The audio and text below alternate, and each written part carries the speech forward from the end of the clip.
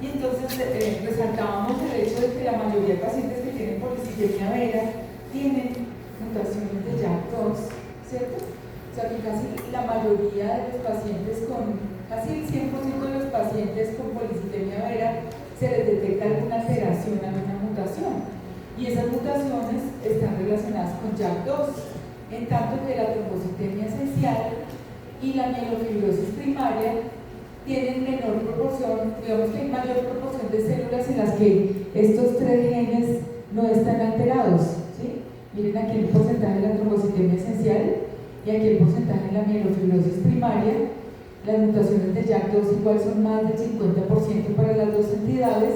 Aquí también juega un papel importante las mutaciones de calreticulina y de MPL, que como les dije es el receptor de la trombopoyetina. Entonces, bueno, habíamos mostrado estas imágenes histológicas para hacer evidente que estas médulas de la policitemia vera tienen un rasgo que es la panmielosis, que panmielosis, como les dije ayer muy rápido, quiere decir como hiperplasia de todas las series. O sea, hay una expansión de las tres series, eso es la panmielosis, y entonces vemos aumento de la serie eritroide, granulocítica, megacariocítica, además que los megacariocitos tienen atipia, ¿sí? Pueden tener tamaños variables, pero tienen atipia, pueden ser hiperlobulados también, ¿sí? Entonces estas son todas las características de la policitemia vera, y que también tiene una fase fibrótica, puede tener también una fase blástica, ¿sí? Pero es menos frecuente. Lo más frecuente, digamos que es la fase post-policitémica de la mielofibrosis, en la cual entonces lo que se ve es mielofibrosis, ¿sí? Es una característica de la progresión de la enfermedad, y cuando hay mielofibrosis ya hay riesgo de tener citopenias en sangre periférica y mayor proporción de esplenomegalia. Entonces, la trombocitemia esencial, ya dijimos que hay que distinguirla de las trombocitosis reactivas. O sea, la trombocitemia es una neoplasia, ¿sí? Ahí me siguen con esos conceptos. Es una neoplasia, pero que es más frecuente que uno, si va a desarrollar trombocitosis, lo más probable es que sea una trombocitosis reactiva, y puede ser reactiva a muchas cosas, ¿cierto? Desde infecciones, reactiva también eventualmente a medicamentos, eventualmente enfermedades autoinmunes, a neoplasias de otros órganos, ¿sí? Entonces puede haber trombocitosis reactiva, y que tenemos rasgos en esa tabla que les mostré cómo distinguir una trombocitemia esencial, que es la neoplasia, de la trombocitosis reactiva, ¿se acuerdan? Para que repasen entonces esa tabla. En el caso de la neoplasia, la trombocitemia esencial, pues se caracteriza por una trombocitosis sostenida. Hay más de 450.000 plaquetas, usualmente los valores son más de 1.200.000, y esto predispone al riesgo de trombosis y al riesgo de hemorragias.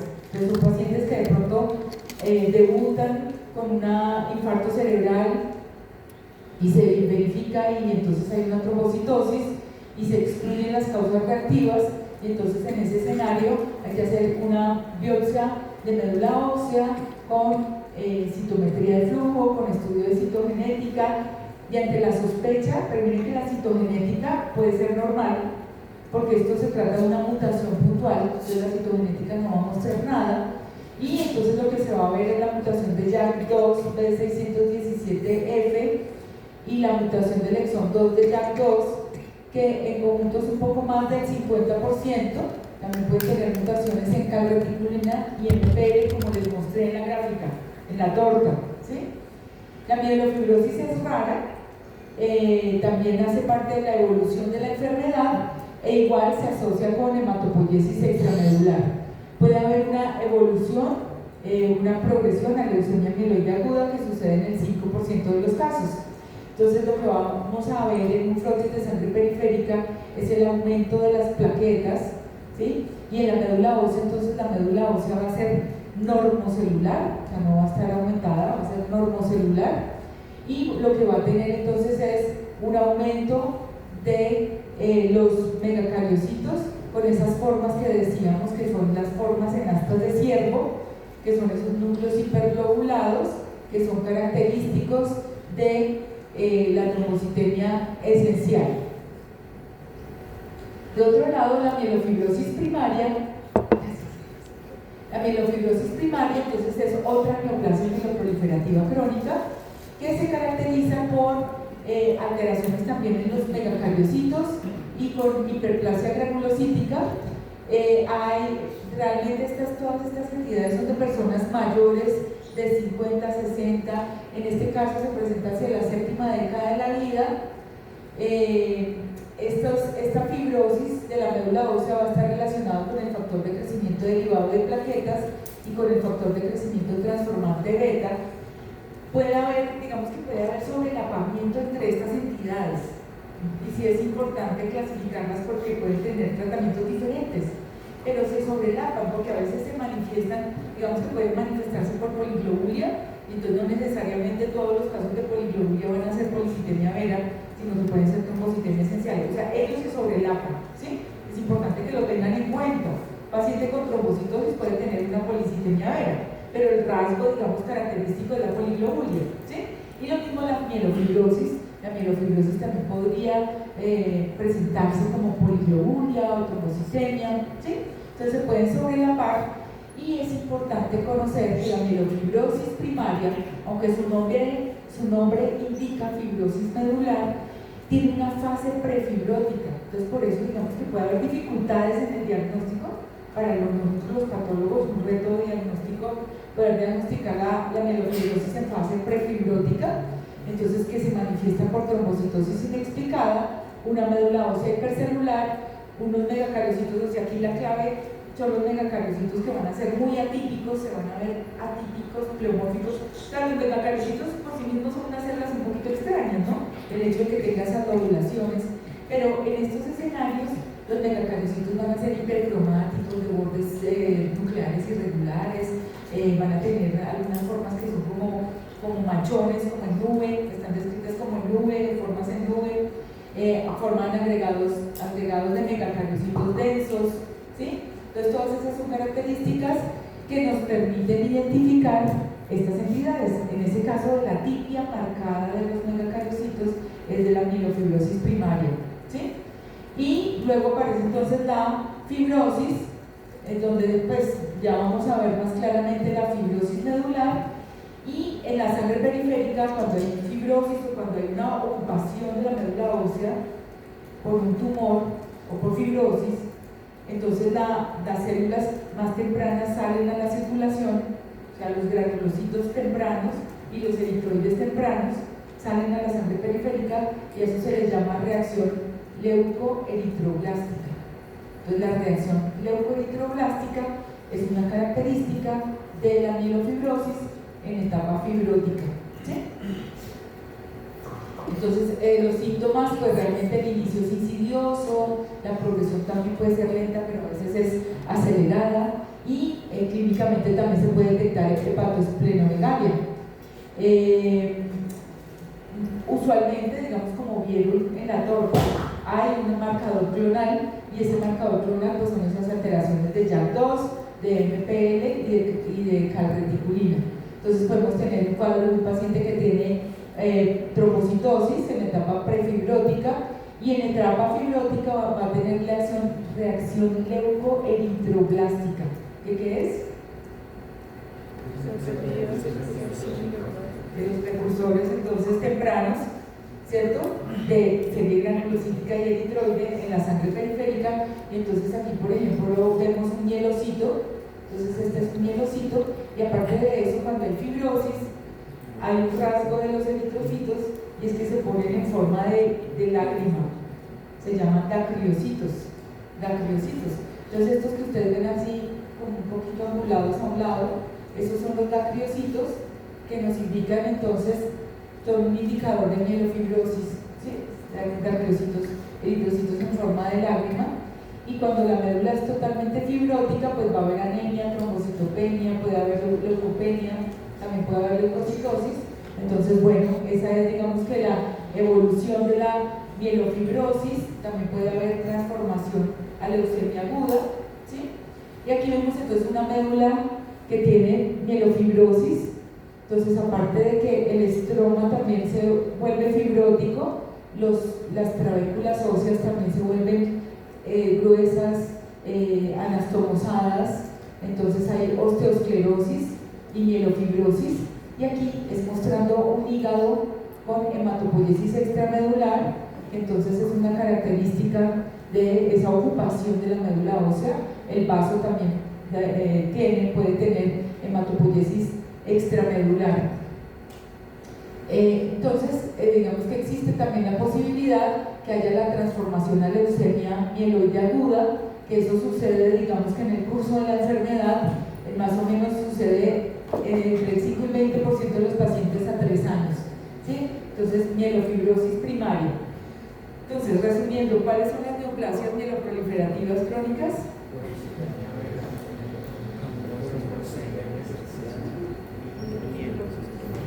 Mielofibrosis primaria, les faltó la más frecuente de todas, la leucemia mieloide crónica.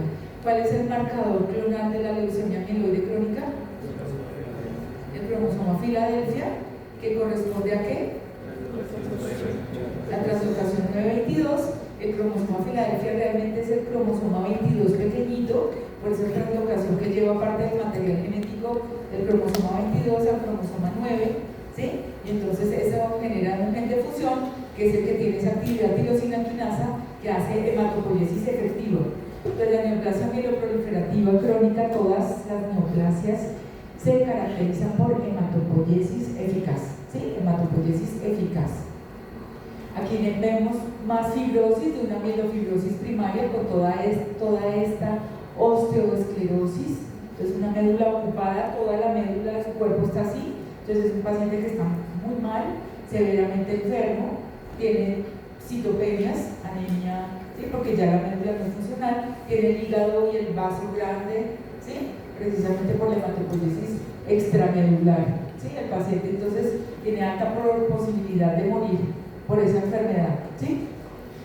Ahora, bueno, hablemos de otras neoplasias, que son las neoplasias mielodisplásicas o los síndromes mielodisplásicos. Se conocen así de esas dos maneras: neoplasia mielodisplásica o síndrome mielodisplásico. A diferencia de las mieloproliferativas crónicas, las mielodisplásicas tienen hematopoiesis ineficaz. Hematopoiesis ineficaz. O sea, la médula trata de producir células y no lo logra. Entonces la médula usualmente es hipercelular, ¿sí? Pero en sangre periférica entonces lo que va a haber es citopenia. La citopenia puede ser de uno o de más linajes, incluso los 3 linajes, ¿sí? Podría ser, bueno, para diagnosticar un síndrome mielodisplásico, pues entonces debe haber un recuento de blastos que debe ser menor de 20%, porque cuando son de más de 20% estamos hablando de otra enfermedad, que es la leucemia aguda. Siempre que hay más de 20% de blastos, hablamos de leucemia aguda, ¿sí? Los síndromes mielodisplásicos tienen riesgo de progresión a leucemias agudas. Eso es importante. El paciente que tiene un síndrome mielodisplásico tiene riesgo de progresar a una leucemia aguda. Y entonces estas neoplasias están relacionadas con alteraciones genéticas que llevan a alteración de las células hematopoyéticas, con alteraciones funcionales y morfológicas, o sea, que se ven morfológicamente anormales, por eso se llaman displásicas, ¿sí? Tienen morfología anómala, y entonces eso lleva a apoptosis en la médula ósea. O sea, la médula ósea está alterada por una alteración genética que lleva a una hematopoiesis ineficaz, que en la mayoría de los casos la médula es hipercelular, eventualmente podría ser normocelular y menos frecuentemente podría ser incluso hipocelular, pero predomina que sea hipercelular, ¿sí? ¿En qué edades se presenta? Pues igual que la neoplasia mieloproliferativa crónica, es de adultos mayores.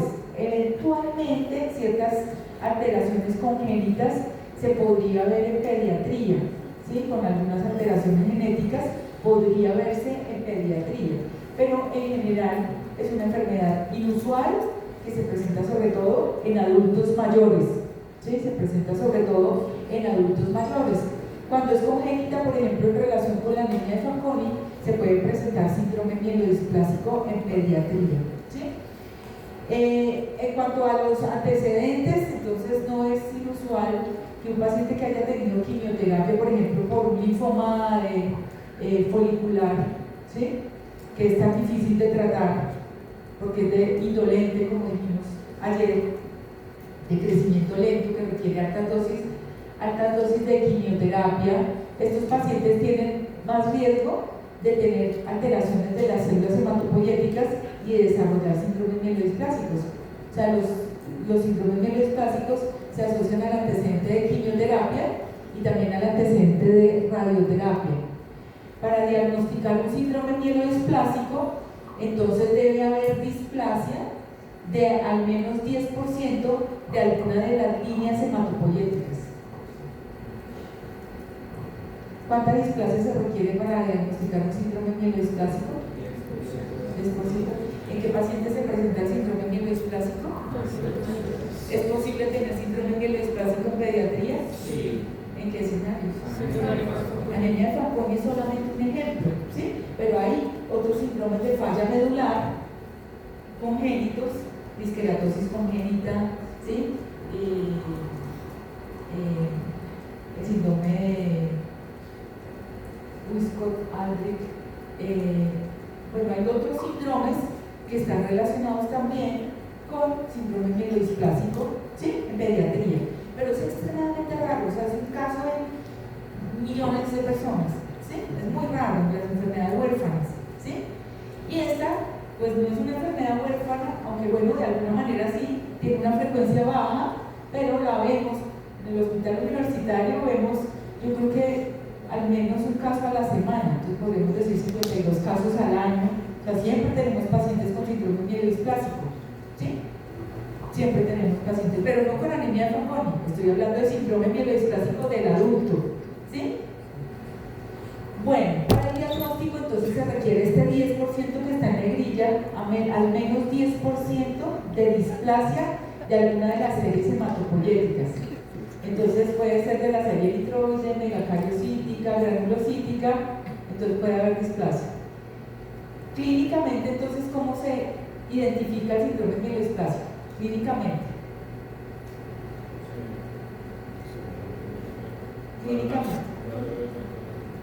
¿Qué alteración hematológica tiene un paciente que tiene síndrome mielodisplásico? Citopenia. Si se me duele la que se duerma, yo le voy a preguntar. Le voy a preguntar. Citopenia. Entonces, miren tan importante, citopenia, ¿sí? Entonces es citopenia, que puede ser anemia, que puede ser leucopenia, que puede ser trombocitopenia, y entonces ese paciente que se excluyeron todas las causas que ahorita vamos a hablar de citopenias, ese paciente que sigue con su citopenia en progreso, entonces hay que hacer una biopsia de médula ósea porque puede tener un síndrome mielodisplásico. Usualmente es una persona mayor, un adulto mayor, en algunos casos se indaga y tiene el antecedente de quimioterapia. Pero es más frecuente que sea de nuevo, sin el antecedente de quimioterapia, que asociado a quimioterapia o radioterapia, ¿sí? Más frecuente de nuevo. Y entonces, dentro de las alteraciones genéticas con las que se relaciona el síndrome mielodisplásico está la lesión del brazo largo del cromosoma 5, que es la lesión 5q-, ¿sí?, o el síndrome 5q-, que es esta fotografía que ustedes ven acá. O sea, es un paciente que tiene citopenia y que cuando le evaluamos la médula ósea, es una médula que puede ser normocelular o hipercelular y que tiene unos megacariocitos que son anormales. ¿Qué le ven ustedes de malo a esos megacariocitos? ¿Por qué decimos que están anormales? ¿Por qué decimos que esos megacariocitos están anormales? ¿Qué le vemos de raro a esos megacariocitos? ¿Qué tienen de raro? Están un poco pequeños, ¿sí? ¿Cuánto es la medida mínima de un megacariocito? 50 micras.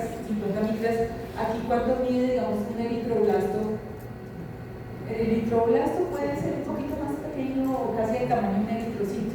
Así como, incluso un poquito más grande, algunos un poquito más grandes. O sea, digamos que mida 10 micras.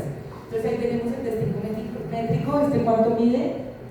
10, 20, 30, 40, 50, 60, 70, 80, como unas 80 micras, o sea, no está tan pequeño, pero si es un rasgo displásico y así quiero que se lo graben. O sea, megacariocitos pequeños, lo que se vea normal en estos megacariocitos es que están hipolobulados, porque normalmente ¿cuántos lóbulos tienen los megacariocitos? Allá los niños allá, ¿cuántos lóbulos tienen los megacariocitos?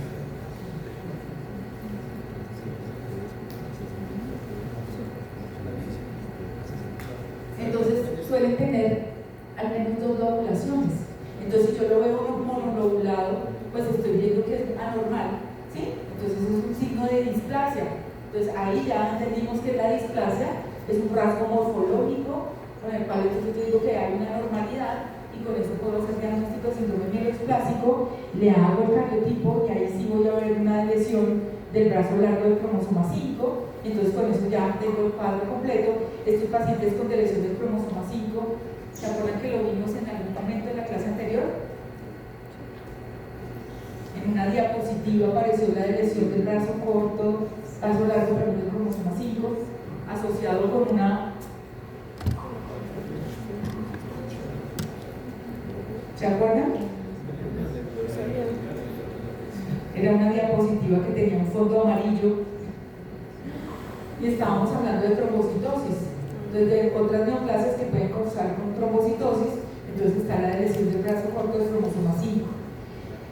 También, pues, digamos que un rasgo displásico de la serie eritroide es la presencia de unos eritroblastos que acumulan hierro de manera anómala, que son los sideroblastos en anillo. Entonces los sideroblastos son normales porque es la forma en la que podemos ver el hierro en los eritroblastos cuando hacemos la coloración de hierro, pero cuando están en anillo, que tienen puntos de hierro alrededor del núcleo, esos sideroblastos en anillo son un signo de displasia.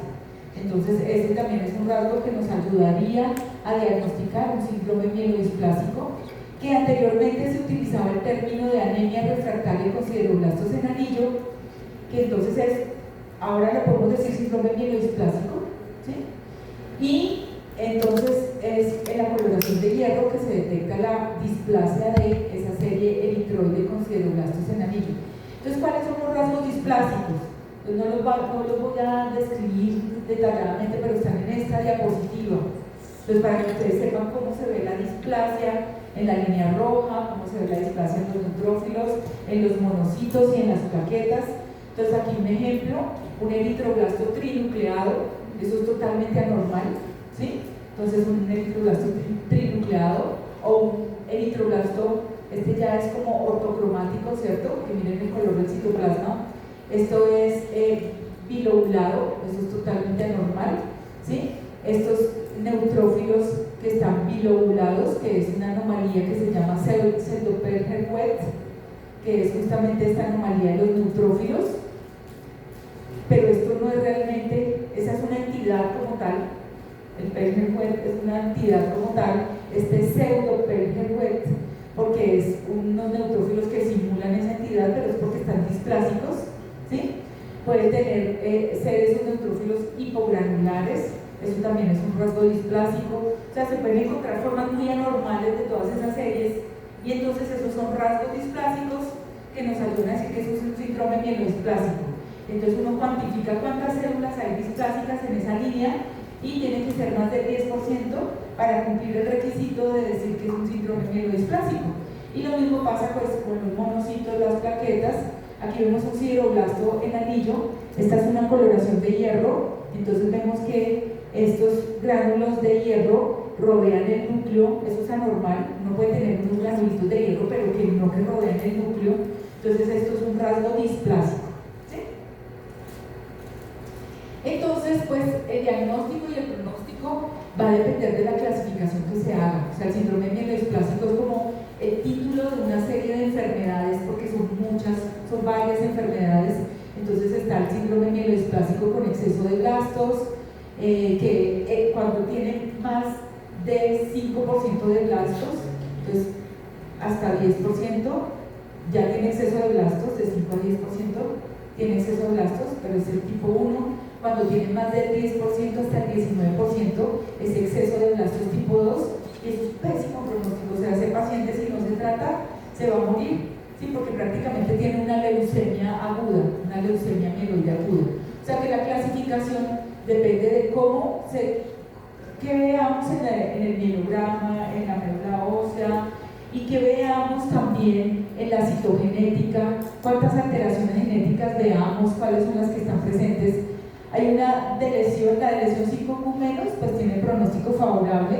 La de lesión del brazo largo del cromosoma 7 tiene un pronóstico desfavorable. Entonces, para que sepan que no es una entidad homogénea, sino que es una entidad que es heterogénea, y hay unos pacientes que tienen más riesgo que otros. O sea, los que tienen exceso de blastos, los que tienen alteraciones genéticas múltiples, los que tienen cariotipos complejos, ¿sí? Los que tienen la lesión del brazo largo del cromosoma 7 tienen mal pronóstico, ¿sí? Aquí vemos otro ejemplo de sideroblastos en anillo. Miren cómo son los sideroblastos normales, ¿sí? Entonces son normoblasto con gránulos de hierro dispersos, pero cuando se forma ese anillo, eso es un signo de displasia, ¿sí? Entonces miren, tan interesante. La leucemia mieloide aguda, por su parte, es una entidad a la que le tenemos mucho miedo, ¿sí? Porque es una entidad catastrófica, que puede ser, pues realmente la mortalidad es muy alta. Es una entidad, a diferencia de la leucemia linfoblástica aguda, a la que también le tenemos mucho miedo, ¿sí? La leucemia linfoblástica aguda tiene más posibilidad de que el paciente sobreviva. Recuerden que esa entidad se presenta sobre todo en niños, ¿cierto? Usualmente niños menores de 6 años, ¿sí? Y puede ser BOT, dependiendo de las células, expresa marcadores de inmadurez. ¿Cómo qué marcadores de inmadurez? ¿Se acuerdan?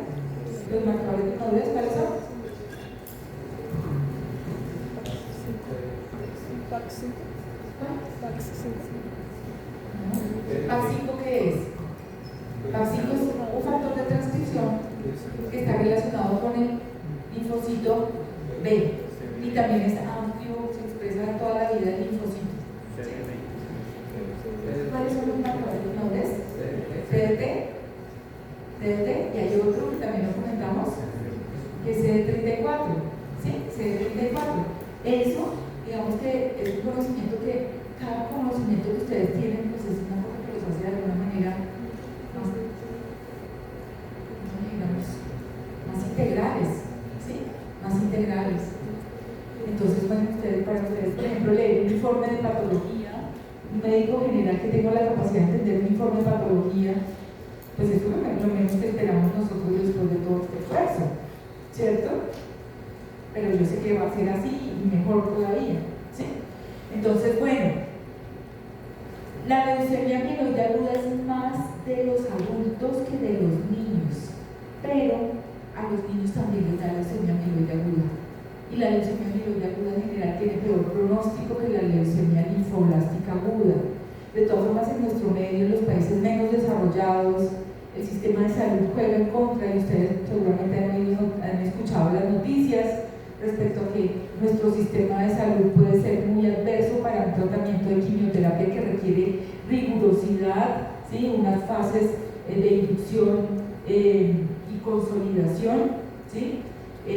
Para garantizar que la quimioterapia es efectiva, ¿sí? Eso vale la pena que vean cuáles son las etapas de la quimioterapia, en qué consisten, ¿sí? Y que entiendan por qué razón hay pacientes en nuestro medio que mueren a pesar de que se les dio el tratamiento, pero no de la manera en la que se requería, ¿sí? Entonces, por eso hay mayor mortalidad en nuestro país por esa enfermedad, que tiene más altas tasas de curación en otros medios, ¿sí? Y esta, pues realmente es una entidad que la mortalidad es más alta, más difícil tratarla, excepto con algunas excepciones que ya les voy a comentar. Entonces, corresponde a una proliferación clonal de mieloblastos, algunos de ellos sin capacidad de maduración, y se define como más de 20% de blastos en sangre periférica o en médula ósea. O sea, siempre que yo tengo blastos en sangre periférica, entonces debe tener una neoplasia, ¿cierto? Porque ya dijimos que si tiene una reacción leucemoide, ¿qué es una reacción leucemoide? Parece, pero no es leucemoide, ¿sí? Simula leucemia, ¿cierto? ¿Y eso en qué escenario se ve la reacción leucemoide? En infecciones, ¿cierto? ¿Y con qué línea se celular se asocia con neutrófilos.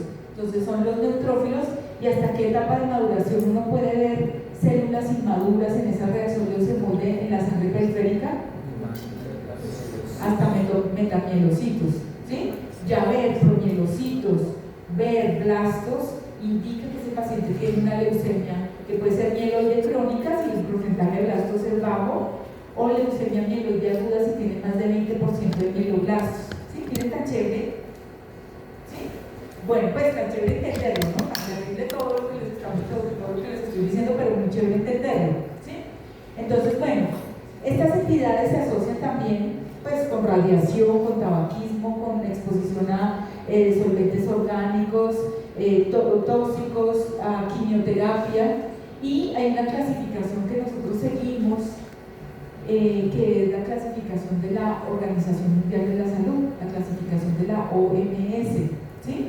Ahora, una división entre los expertos, y hay otra clasificación que nos ponen un poquito en aprietos porque hay algunas diferencias entre una y otra clasificación, que se llama la clasificación del consenso internacional, ¿sí? Entonces, realmente tendemos a seguir más la clasificación de la OMS, pero la clasificación del consenso internacional es muy importante porque ellos tuvieron unas diferencias muy grandes, se pelearon, y entonces resulta que los del consenso son los de la versión anterior de la clasificación de la OMS anterior, no, se pelearon, y hay unos nuevos personas muy reconocidas. Dentro de ellos hay 2 colombianos egresados de aquí en nuestra universidad,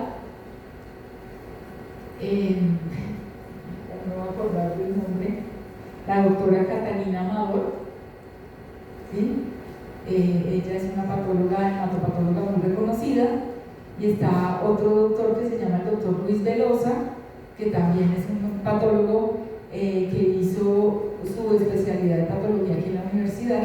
Entonces, bueno, ellos hacen parte de eso, de ese staff de expertos. El uno, la doctora Catalina, en la clasificación de la OMS, y el doctor Luis en la clasificación del consenso internacional. Entonces, chévere que también sepan ese tipo de cosas. Bueno, entonces, esos 2 grupos de clasificaciones reconoce estos diferentes grupos de leucemia mieloide aguda. Entonces, hay unas leucemias agudas con anomalías genéticas recurrentes, hay una leucemia mieloide aguda secundaria o relacionada con mielodisplasia, o sea, lo que les acabo de comentar de la mielodisplasia, las que evolucionan a leucemia mieloide aguda están en una categoría diferente, son de peor pronóstico, ¿sí?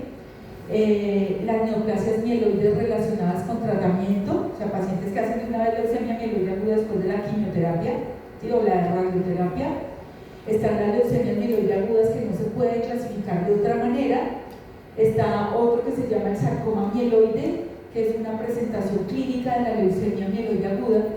Miren que yo todo lo que les he dicho de la leucemia es que es una neoplasia que la diagnosticamos por células que están circulando en sangre, que están en la médula ósea. El sarcoma mieloide, pues es un término que es un poquito raro, ¿cierto? Sarcoma mieloide. Resulta que es una expresión clínica, una manifestación en la cual las células leucémicas forman una masa, ¿sí? O sea, debuta el paciente con una masa. Hemos tenido casos en el hospital universitario, entonces, por ejemplo, un paciente que tenía una masa en la glándula salival y se lo estuvo, pues, lo primero empezar no va a ser una leucemia aguda, sino pues un adenomorfíco, ¿cierto? Un carcinoma mucoepidermoide, adenoide quístico, todos esos que ustedes ya saben, ¿sí? Pero resultó que era una leucemia mieloide aguda ahí en el tejido. Así es como se diagnostica el sarcoma mieloide. La acumulación de células precursoras en un tejido diferente se llama sarcoma mieloide, y el paciente rápidamente, poco tiempo después, hace ya la expresión clínica completa de la leucemia mieloide aguda, ¿sí?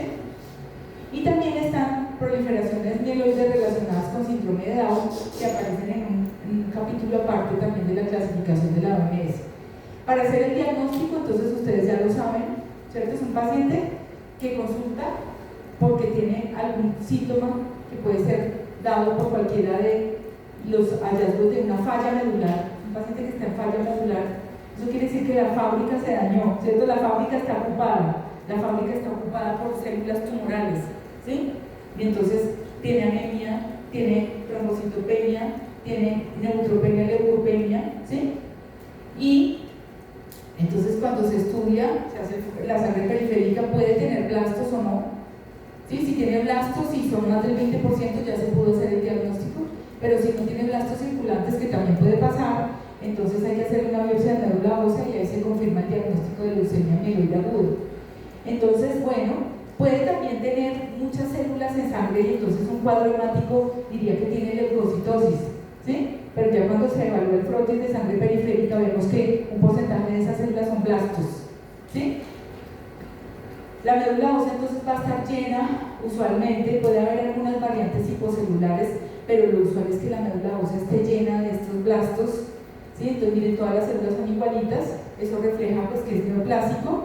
Cuando lo vemos en el extendido, vemos unos blastos que tienen unas características, y es que tienen unos gránulos primarios muy grandes o muy gruesos, o que tienen unos bastones como estos que se llaman bastones de Auer. Siempre que yo tenga bastones de Auer, que son pues como la acumulación de esos gránulos primarios, así no tenga 20% de blastos, voy a decir que tiene una leucemia mieloide aguda. O sea, siempre que vea bastones de Auer ya puedo diagnosticar leucemia mieloide aguda. Y aquí vemos entonces una médula anormal, donde todas las células son tumorales, blastos mieloides, ¿sí? Los blastos entonces son células que son grandes, miren qué tan grandes son respecto al eritrocito, y pues tienen una cromatina que es blástica, una cromatina muy laxa, muy eucromatina, ¿sí? Una cromatina muy laxa, puede o no tener nucleolos aparentes, y entonces morfológicamente se diagnostica, ¿sí? Hay que tener pues pericia, experiencia para diagnosticar con la morfología, ¿sí? Identificar bien estos blastos. Entonces hay expertos en ese análisis morfológico del mielograma que pues hacen un conteo de células. En el mielograma se deben contar más o menos entre 300 a 500 células y se deben clasificar esas 500 células para establecer los porcentajes. Entonces, ¿qué porcentaje de blastos? Más de 20 a la leucemia mieloide aguda, y dependiendo de diferentes características se hace una subclasificación de esa leucemia mieloide aguda. Y la citometría de flujo pues también juega un papel fundamental para clasificar de manera específica esa leucemia, porque en cada momento de maduración pues hay una expresión diferencial de marcadores que puede ser identificada a través de esta prueba tan interesante que es la citometría de flujo, ¿sí? Hay unos subtipos que vale la pena que ustedes conozcan, como la leucemia promielocítica, ¿sí? Promielocítica, eso quiere decir que las células que predominan son los promielocitos, ¿sí? Acuérdense que primero viene el mieloblasto, luego el promielocito. El promielocito es una célula inmadura que es grande, que tiene una gran cantidad de gránulos primarios, que la cromatina todavía es muy inmadura, que puede tener nucleolo, que los gránulos no dejan ver bien el borde del núcleo. Todos esos son rasgos que nos permiten distinguir el promielocito. Y también puede tener muchos bastones de Auer, ¿sí? Entonces, esas células que tienen muchos bastones de Auer, pues hacen que el paciente tenga un riesgo muy grande de desarrollar una complicación, porque cuando se rompen esos gránulos pues van a generar una coagulación intravascular diseminada. Entonces son pacientes que cuando se presenta la enfermedad usualmente están severamente enfermos en una unidad, llegan y van directo a la unidad de cuidado intensivo en una coagulación intravascular diseminada. Se hace la sangre periférica, se ven los promielocitos, si no se ven, no se descarta, se hace la médula ósea y se ven todos los promielocitos, y se hace el cariotipo, y en el cariotipo o en el FISH se ve una translocación que es la que genera este tumor, esta neoplasia, que es la translocación 15-17, que genera un gen de fusión que se llama PML rara, que está en relación con el gen del receptor del ácido retinoico alfa, y es muy importante porque es una leucemia que se presenta en adultos jóvenes y niños, y son pacientes que responden al ácido transretinoico. Esto hace que la célula tumoral madure, y entonces eso hace que estos pacientes se puedan curar. O sea que en últimas es una leucemia que puede tener buen pronóstico si sobrevive a esa etapa de diagnóstico, ¿sí? Y a esa coagulación intravascular diseminada que puede entonces tener este paciente. Entonces miren, aquí tenemos pues las células tumorales, promielocitos. Aquí tenemos una célula con muchos bastones de Auer. Cuando tienen tantos bastones de Auer se les llama célula fagot. Célula fagot. Hay una variante que es hipogranular, que es más de difícil diagnóstico.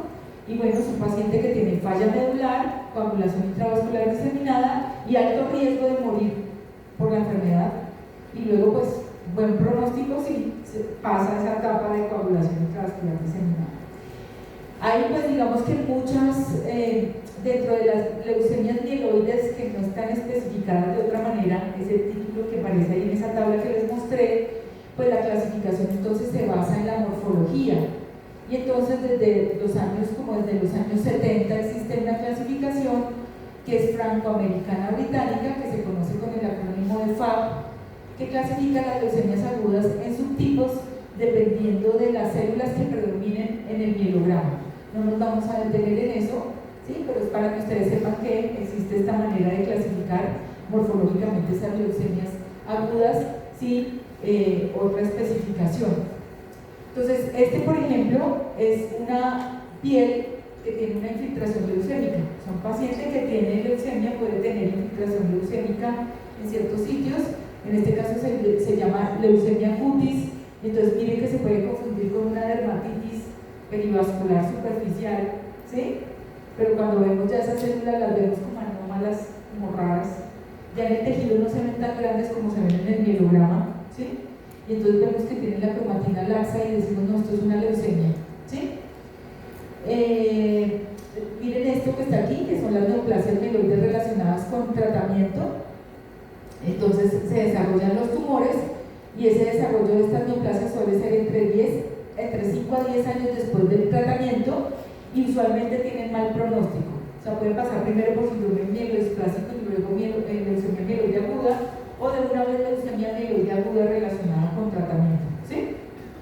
Bueno, y el sarcoma mieloide, o sea, cuando digamos que la manifestación entonces es del paciente que tiene estos nodulitos en la piel, y el paciente está bien pero está lleno de nodulitos en la piel.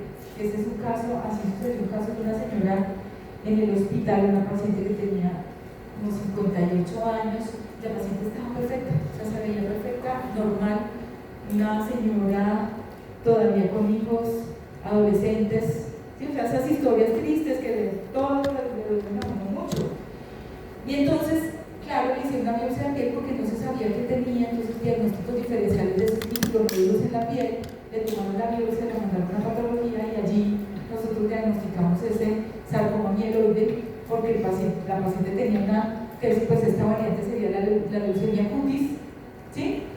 Y poco tiempo después la paciente desarrolló la leucemia y estuvo hospitalizada como 5 meses, o sea, nada que mejoraba y finalmente ya murió, ¿sí?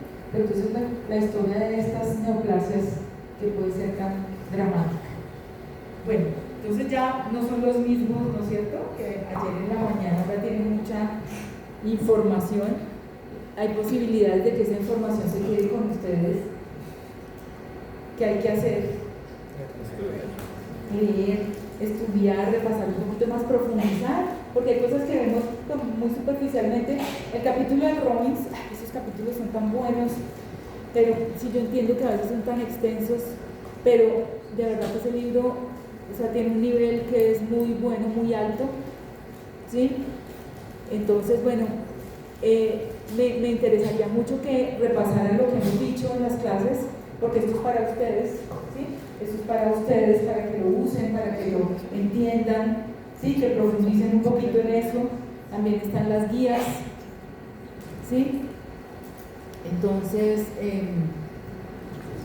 para que las usen también, y pues si tienen preguntas, pues con mucho gusto me las pueden formular, que si no sabemos igual estudiamos, porque esto realmente saberlo todo es imposible, ¿sí? Entonces, bueno, ¿cómo se sienten? ¿Están despiertos? ¿Sí? ¿La batería está en cuánto? ¿99? ¿O 100? ¿100? Una pregunta, digamos. ocurre de que se fibrosa tanto la médula ósea en el que los blastos, a pesar de que se dividan mucho, en la sangre periférica ya no haya hipercelularidad de las diferentes líneas sanguíneas, o siempre va a haber dependencia. Muchas gracias por la pregunta. Muchas gracias. ¿Sí? La mielofibrosis, entonces dijimos que es una entidad que pertenece a la categoría de las neoplasias mieloproliferativas crónicas. Hablamos de la mielofibrosis primaria, ¿sí? Esa es la actividad de la neoplasia mieloproliferativa crónica, y aquí aprovecho para decir que también existe una mielofibrosis secundaria, ¿sí? La mielofibrosis secundaria es esa mielofibrosis reactiva muchas cosas, ¿sí? ¿Sí? O sea, cuando hay, por ejemplo, una infiltración por un carcinoma de mama, la médula está fibrótica y tiene células tumorales, entonces esa es una mielofibrosis secundaria. ¿Sí? También las enfermedades autoinmunes pueden llevar a mielofibrosis secundaria, los síndromes mielodispásicos pueden acompañarse de fibrosis secundaria, ¿sí? Pero la mielofibrosis primaria entonces es una neoplasia mieloproliferativa crónica, ¿sí? Tiene dos fases, ¿no es cierto? Una fase prefibrótica y otra fase fibrótica, y podría tener una evolución, o sea, podría ser una tercera fase que fuera una evolución a una leucemia aguda, ¿sí? A una leucemia aguda. En la fase prefibrótica, clínicamente lo que va a tener es citosis, que usualmente es trombocitosis, es lo más frecuente, pero puede tener poliglobulia, ¿sí? Y en la fase fibrótica, entonces allí no van a haber muchos blastos, ¿sí? Y la circulación entonces va a tener millones de plaquetas, puede tener millones de plaquetas, puede tener miles de plaquetas, ¿sí? El paciente igual puede tener esplenomegalia ya, ¿cierto? Porque está necesitando médula, porque está con una neoplasia, ¿sí? Cuando progresa fibrosis, entonces la médula se ocupa y esa médula ya no es funcional. Hay esos megacariocitos atípicos que les dije, que son los característicos de la mielofibrosis primaria, y entonces ahí puede haber la reacción leucoeritroblástica, que es la presencia de esas formas inmaduras de linaje granulocítico y eritroide y los dactiocitos, ¿sí? Y allí podría tener de pronto algunos blastos también, ¿sí? Pero entonces depende un poco de la fase, y en ese escenario de fibrosis va a tener un vaso grandísimo, un hígado grandísimo, porque su hematopoiesis la está haciendo allá, pero su hematopoiesis neoplásica, ¿sí? O sea, es una neoplasia que hace hematopoiesis efectiva, ¿sí? Y entonces podría también tener citosis, reacción leucoeritroblástica de agrocitos, o podría tener pancitopenia también, ¿sí? No sé si ya con eso te aclaro. Siempre va a haber citosis, siempre va a haber. No puede haber pancitopenias, sí puede haber citopenias en la mielofibrosis, ¿sí? En estas fases fibróticas de las neoplasias mieloproliferativas puede haber citopenias, ¿sí? Gracias. Bueno.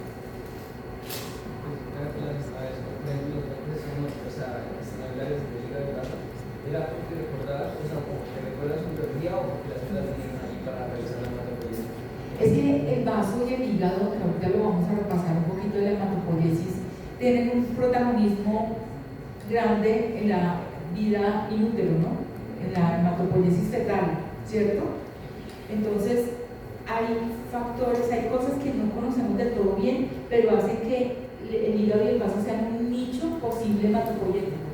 Entonces, por eso la hematopoiesis, cuando no se puede hacer en la médula ósea, se hace en esos sitios, pero no es al azar, sino es porque hay una comunicación celular, hay un nicho ahí que lo puede recibir cuando no hay forma de hacer hematopoiesis medular.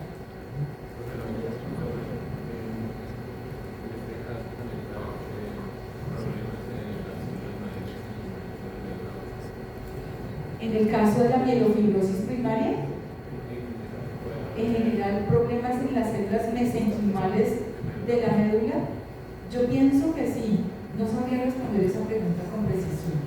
No he leído exactamente esa pregunta, pero no me suena extravagante, o sea, me suena lógico que pueda haber alguna alteración de las células estromales.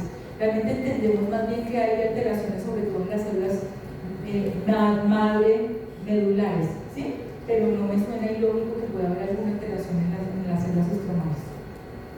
¿Sí? No puedo responder a este momento esa pregunta, tendríamos que estudiar. ¿Sí? Bueno, vamos entonces a ver. ¿Sí? Profe, a mí me quedó una duda. Sí. Digamos, cuando usted mencionaba el sarcoma mieloide que Sí. se puede presentar en la piel con los nódulos y todo eso, Sí. o sea, ¿tiene esa presentación en la piel tiene como alguna característica como morfológica que viendo la formita que no sospechaba precisamente?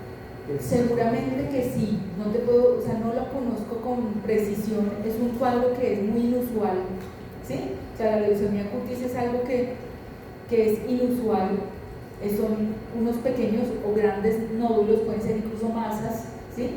De células plásticas. La cuestión es que no, como que no cuadra con nada, o sea, es como en el diferencial de los nódulos.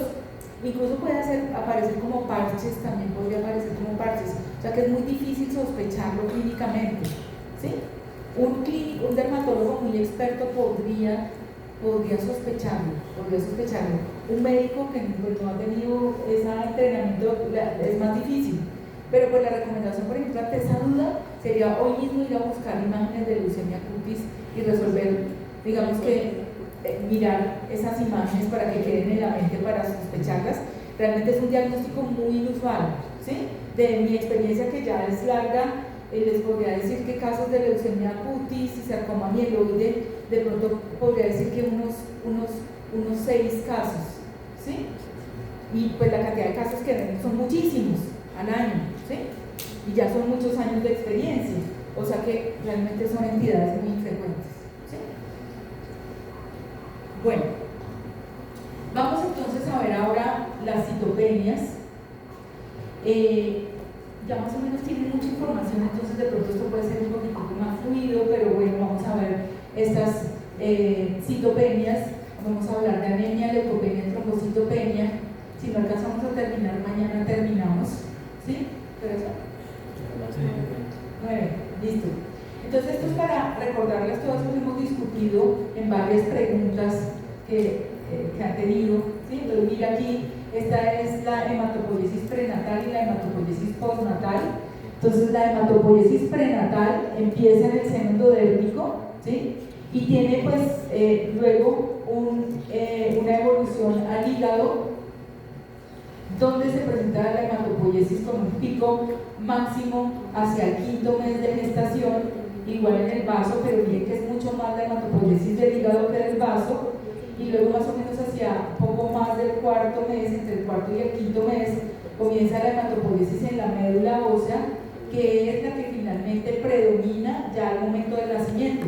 Entonces miren que al nacimiento la hematopoiesis del hígado se reduce, ya cesa.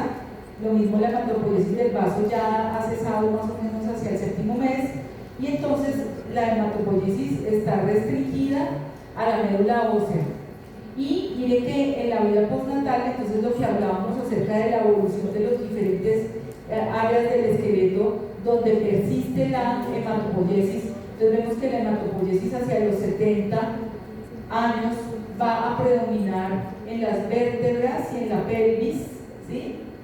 En el esternón, en las costillas, pero ya en los huesos largos está totalmente reducida, ¿sí? Casi que ausente. O sea que en esos huesos largos lo que hay es una médula adiposa, ¿sí? Y la médula roja está solamente presente en estas zonas del esqueleto central axial, donde vamos a tener hematopoiesis. Entonces, eso nos dice cuál es el sitio ideal para tomar una biopsia de médula ósea. Entonces ustedes dirán de pronto, bueno, el esternón podría ser el esternón, pero el esternón es un sitio peligroso. Si se ha hecho ahí, es un sitio peligroso, doloroso. Sí, en realidad todo lo que incluye una aguja duele.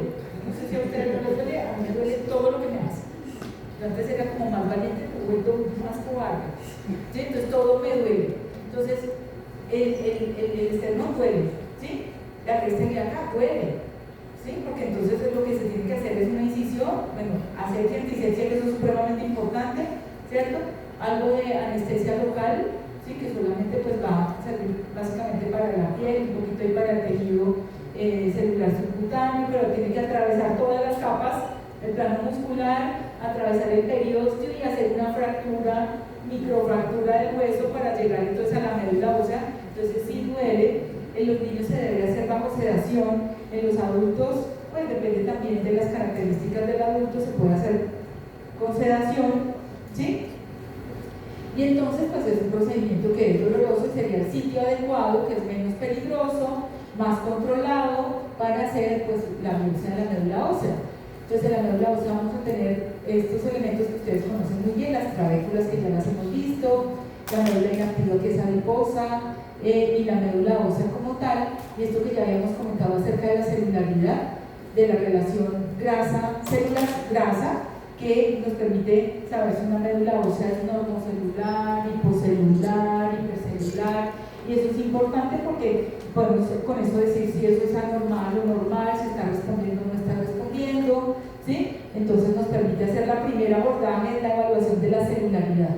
Miren este esquema tan hermoso, donde tenemos la célula adiposa, donde tenemos los islotes eritroides que los tenemos en el centro del espacio trabecular, todos pues muy en relación con los endotelios, con las células endoteliales de los sinusoides, y tenemos la mielopoiesis, que la mielopoiesis es sobre todo para trabecular, ¿sí?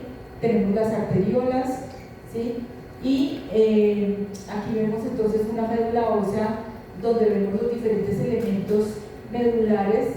Vemos entonces que la médula es heterogénea, como habíamos dicho ayer, y tenemos entonces, dependiendo de la edad del paciente, una celularidad que debería ser la esperada. En este caso, ¿qué celularidad calcularían ustedes con esta médula? Eso es lo que tenemos que hacer todos los días cuando evaluamos la médula. Un poquito más.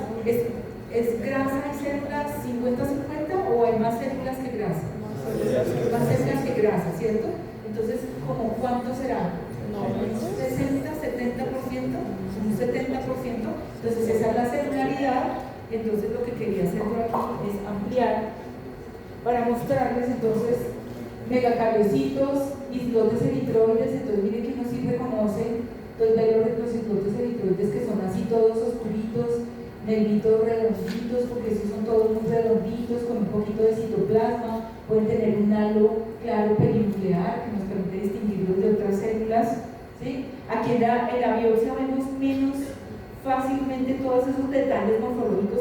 En el mielograma todo se ve espectacular, ¿sí? Vemos los granulocitos, los neutrófilos maduros, ¿sí? Entonces calculamos la relación mielo-eritroide, que la relación mielo-eritroide normal, ¿cuánto es?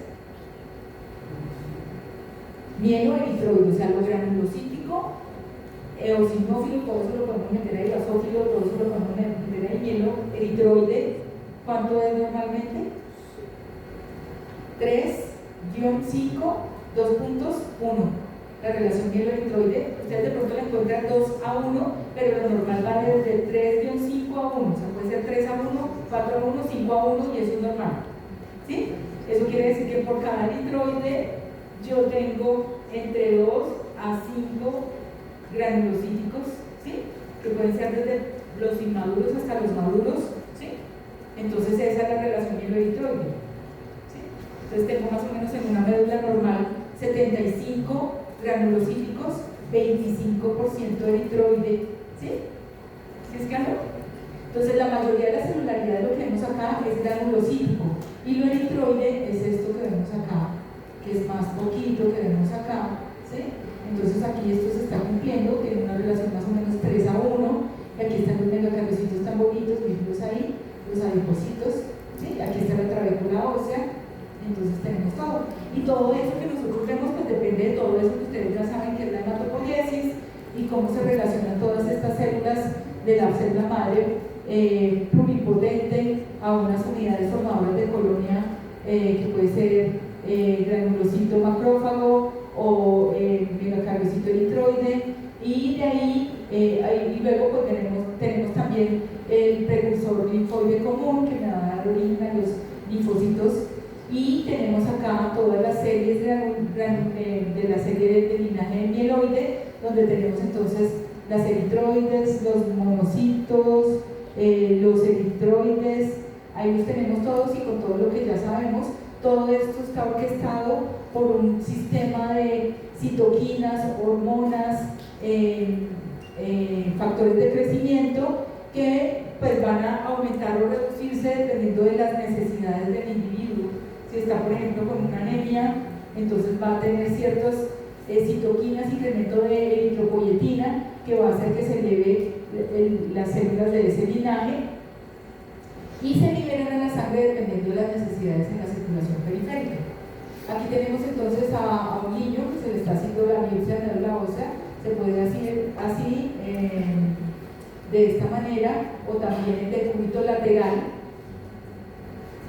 Y entonces miren con la aguja que se utiliza, es una aguja que tiene un centro vacío, ¿sí? Con un estilete que es el que viene aquí en el centro, perfora las diferentes capas hasta llegar a la médula ósea y luego hay que hacer unos movimientos muy fuertes para poder desprender el hueso de su sitio, ¿sí? Y después de desprenderlo de su sitio se extrae, y entonces ahí tenemos un cilindro de médula ósea que es el que se debe enviar a patología. El cilindro de médula ósea, sobre ese cilindro se pueden hacer improntas, entonces esas improntas van a ser muy importantes porque se desprenden las células y entonces, por ejemplo, en el caso de un mielograma seco, por ejemplo, un paciente que tiene una mielofibrosis severa, entonces el aspirado va a ser seco, casi no va a tener células, entonces la impronta me va a dejar ver y hacer conteos y me va a permitir evaluar la morfología, ¿sí? Con la coloración de Wright, que ustedes saben que es la coloración que se utiliza para esos estudios hematológicos.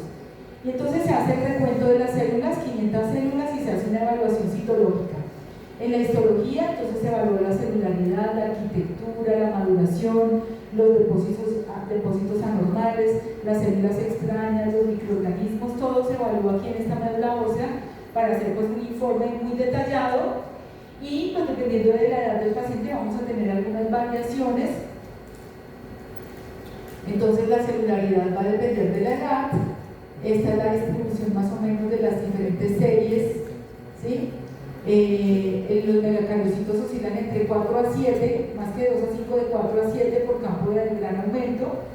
Las células plasmáticas son menos del 3% de las células nucleadas, que son las células que se cuentan. Aquí no se incluyen los megacariocitos en este recuento, ni los adipocitos, se cuentan el resto de células. Los linfocitos usualmente son menos del 20% de las células nucleadas y lo normal es que no haya fibrosis, ¿sí? Bueno, entonces aquí tenemos un cilindro de médula ósea, esa es la biopsia, ¿sí? Esa es la característica de la biopsia. La biopsia idealmente debe medir unos 15 milímetros, esa es una biopsia buena, la que es larga, debe tener más de 10 espacios intertrabeculares, ¿sí? Para decir que es una médula óptima.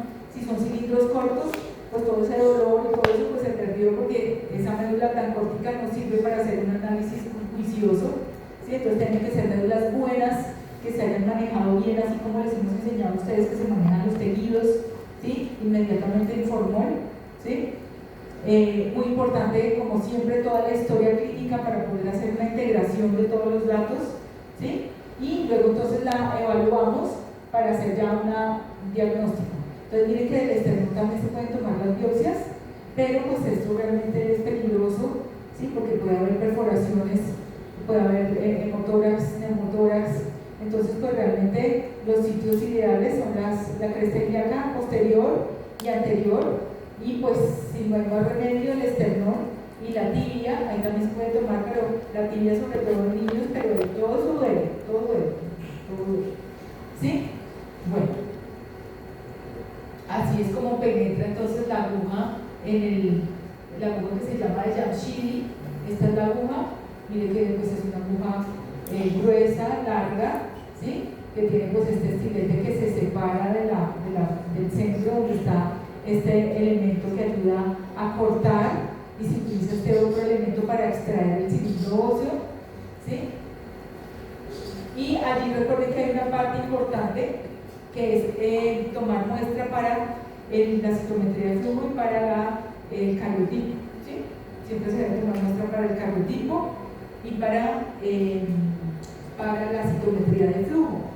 Entonces el mielograma, miren cómo se ve el mielograma, es diferente de cómo se ve el tejido fijado. En el mielograma entonces las células se dejan secar, entonces se hace el extendido, se debe extender así como ustedes hicieron una práctica de sangre, ¿verdad? Fisiología, aprendieron a hacer los extendidos. Así se puede hacer también, hay diferentes maneras de hacer extendidos, en vez que se haga lo más rápido posible, que no se haga mucha presión, ¿sí? Que sea una fuerza y una inclinación adecuada de la otra lámina, ¿sí? Se pueden también comprimir entre dos láminas las células para que queden estiraditas, y allí entonces se dejan secar y luego se fijan en metanol y se hace una coloración, que es la coloración de Wright, y la coloración es fundamental para poder ver bien todas las características. Entonces aquí tenemos todos los elementos de los que hemos hablado, aquí tenemos megacariocitos, neutrófilos, eritroides, ¿sí? Los eritroblastos, ¿sí? Y tenemos entonces diferentes células. La idea es contar 500 células para saber cuál es el diferencial y saber cómo es que está esa médula, ¿sí? Y en la médula ósea pues se evalúa todo lo que ya comentamos. Lo que habíamos dicho acerca del cuadro hemático, pues el cuadro hemático es esa prueba inicial fundamental para poder hacer como la primera aproximación. No siempre refleja lo que está sucediendo en la médula ósea, pero usualmente sí lo hace. Y entonces aquí tenemos el frotis de sangre periférica que da mucha información y todos los parámetros que nos da el hemocitómetro, que es, o sea, la máquina que hace cuadros hemáticos es una máquina que se llama hemocitómetro, o sea que también es un citómetro que existe desde más o menos los años 50, 1950, por Coulter fue el que generó el primer hemocitómetro, y entonces es una cosa que es increíble. O sea, en un minuto uno tiene todos esos parámetros, todos esos, en menos de un minuto ya sale un resultado de un cuadro hemático. Y entonces ahí le dicen a uno cuál es la hemoglobina, los leucocitos, cuántos son, los neutrófilos, los linfocitos, los monocitos, todas las células, los eritrocitos, el volumen corpuscular medio, la hemoglobina corpuscular media, la concentración de hemoglobina corpuscular media, el ancho de distribución eritrocitaria, el recorte de plaquetas, el volumen medio plaquetario, todos estos histogramas que nos muestran cómo es la distribución, estas gráficas que nos hablan del ancho de distribución eritrocitaria y nos permite ver si hay anisocitosis, hay microcitosis, hay macrocitosis, porque pues ahí también podemos verlo, ¿sí? Entonces pues súper bueno. Y aquí vemos eso mismo, lo podemos ver en un frotis de sangre periférica, donde podemos hacer estimaciones también de los recuentos celulares y podemos evaluar las características morfológicas de esas muestras. Entonces pues conocemos muy bien cómo son las diferentes líneas celulares, ¿sí? Para reconocerlos en sus diferentes momentos. Por ejemplo, todos estos linfocitos reactivos debemos reconocerlos y distinguirlos de los monocitos. Pueden llegar a ser muy parecidos, se pueden confundir un poquito, ¿sí? Pero entonces los identificamos y tenemos que también contarlos, ¿sí? Bueno, entonces hablemos de la anemia. La anemia es, como ustedes ya lo saben, es una disminución de la masa eritrocitaria, ¿cierto?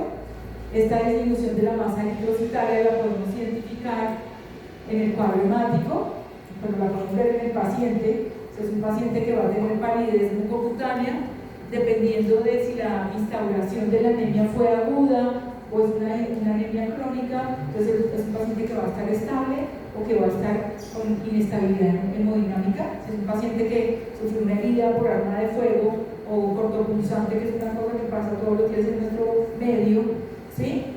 Entonces pues es un paciente que está en choque, ¿cierto? Si es un paciente que tiene más bien un cáncer gástrico y entonces tiene sangre oculta en heces positiva, o que tiene un cáncer gástrico que tiene sangre oculta en heces positivo, entonces es un paciente que ha sangrado por largo tiempo, es un paciente que hace todas sus cosas normal, está pálido, sí, se ve súper pálido, uno lo ve, está pálido, se siente bien, sí. Un paciente que está totalmente compensado porque tiene una anemia crónica, ¿sí? Pero que hay que estudiarlo porque tiene un cáncer, ¿sí? Entonces, bueno, recordemos que pues realmente la producción de eritrocitos es muy dependiente de la eritropoyetina, la cual pues se produce en mayor cantidad cuando hay demandas de eritrocitos, necesidad de mayor cantidad de eritrocitos. La vida media de los glóbulos rojos, eso lo sabemos muy bien, son 120 días, ¿cierto? Y se remueven, se eliminan por hemólisis en el sistema retículo endotelial en el vaso. Los eritrocitos tienen un aspecto muy particular, unas características muy especiales que los hacen cumplir su función, ¿sí? Entonces ellos son muy flexibles, esa forma bicóncava que tienen también les permite pasar por la microcirculación, su flexibilidad permite que pasen por pequeños capilares ahí deformándose y ellos pasan por ahí, ¿sí? Entonces, bueno, pues todas esas son características de la forma del eritrocito. Recordemos cómo se forma el eritrocito desde el precursor mieloide común. Luego, pues el proeritroblasto es una célula que podemos identificar en el mielograma, el eritroblasto basófilo, el policromatófilo, el ortocromático, el reticulocito y el eritrocito, ¿sí? El eritrocito entonces tiene un tamaño que es de 7 micras de diámetro, tiene un área pálida que ocupa más o menos un tercio del diámetro. Eso es importante porque cuando estamos viendo informes de sangre periférica y vemos que la zona pálida es de más de un tercio, pues ya podemos decir que es un eritrocito hipocrómico. Y entonces eso es un hallazgo muy posiblemente relacionado con anemia, ¿sí? Cuando esa área pálida, que esa área pálida está en relación con justamente este aplanamiento del disco bicóncavo, entonces esta área pálida mide un tercio. Y recordemos que entonces se transporta la hemoglobina, y la hemoglobina entonces está constituida por las cadenas de globina y varía dependiendo del momento de la vida, dependiendo de la genética del individuo. Entonces ahí ya también puede haber enfermedad. Si tenemos, por ejemplo, una mutación puntual en la cadena beta de la globina, que reemplaza la valina por ácido glutámico, entonces estamos hablando de una enfermedad que ustedes conocen, que se llama la anemia de células falciformes. Eso da lugar a la hemoglobina S, ¿sí? Y así como esa está la hemoglobina C, ¿sí? También están las talasemias que también pues, van a generar anemias, ¿sí? Entonces las alteraciones de la genética también nos lleva a alteraciones en la hemoglobina.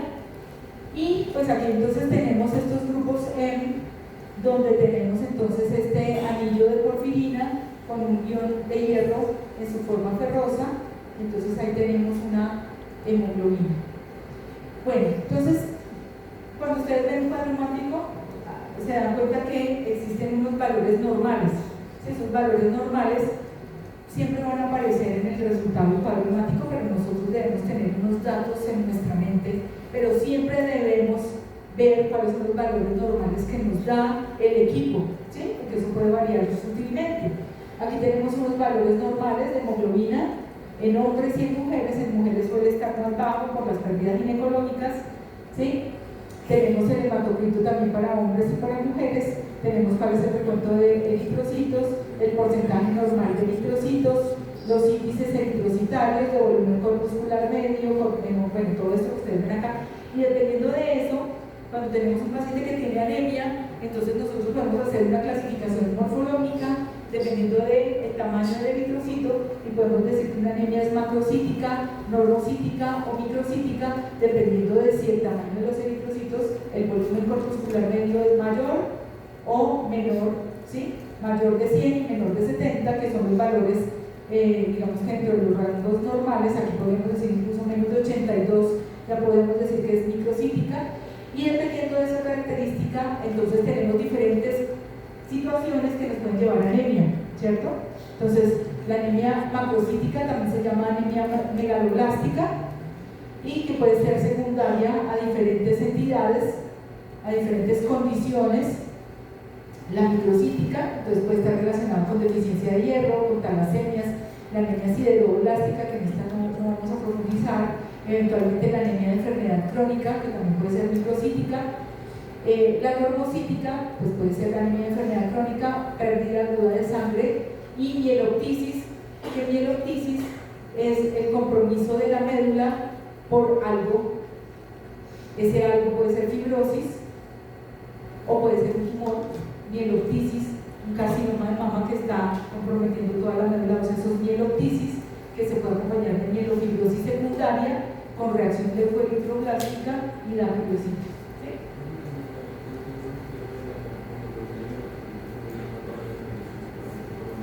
Sí.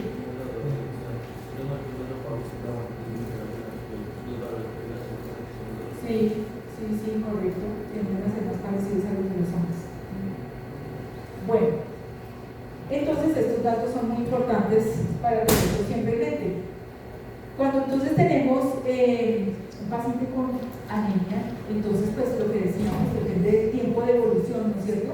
O sea, si es una anemia aguda o es una anemia crónica, el paciente va a estar compensado o descompensado, ¿sí? Y entonces pues vamos a tener síntomas, hallazgos, entonces puede tener taquicardia, puede tener diaforesis, aparte de la palidez mucocutánea, puede tener entonces choque, en un caso severo, puede tener dolor precordial, puede tener infarto, incluso puede tener, puede tener muchas cosas.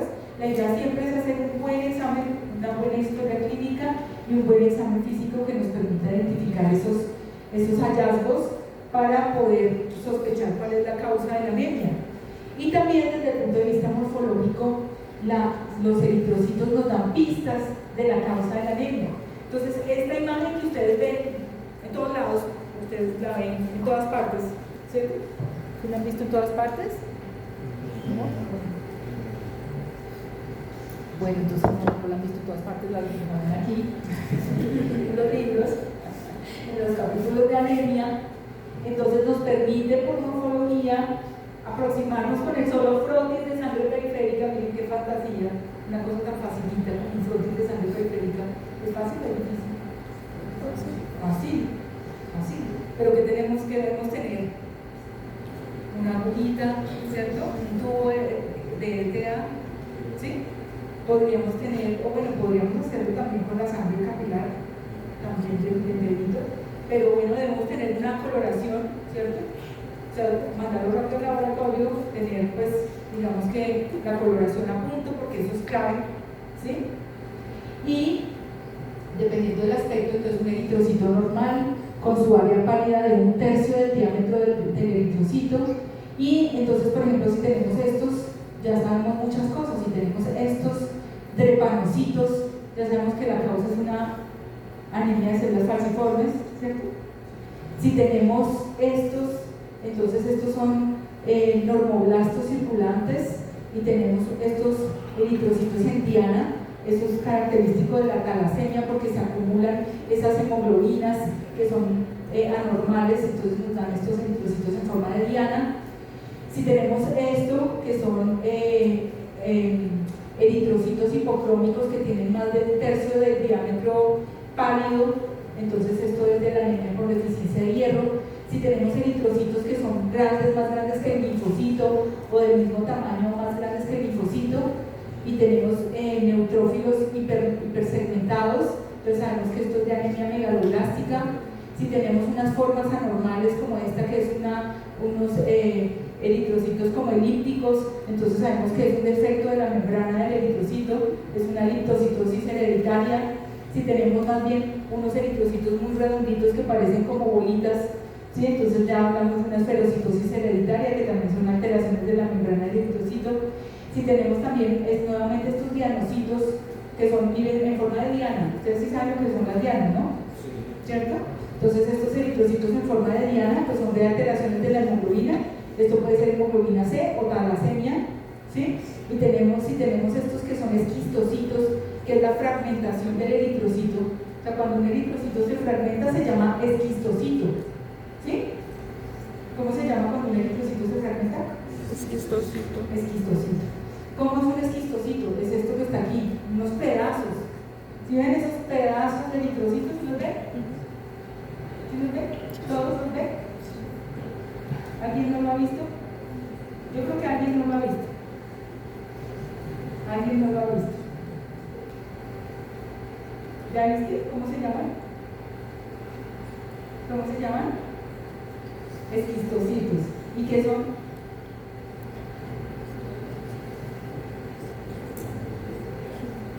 Eritrocitos fragmentados, fragmentos de eritrocitos, y eso implica hemólisis, ¿sí? Entonces miren, ¿no les parece increíble? O sea, eso, con solo eso. Si yo veo dacriocitos, ¿qué implica? Si yo veo dacriocitos, ¿qué implica?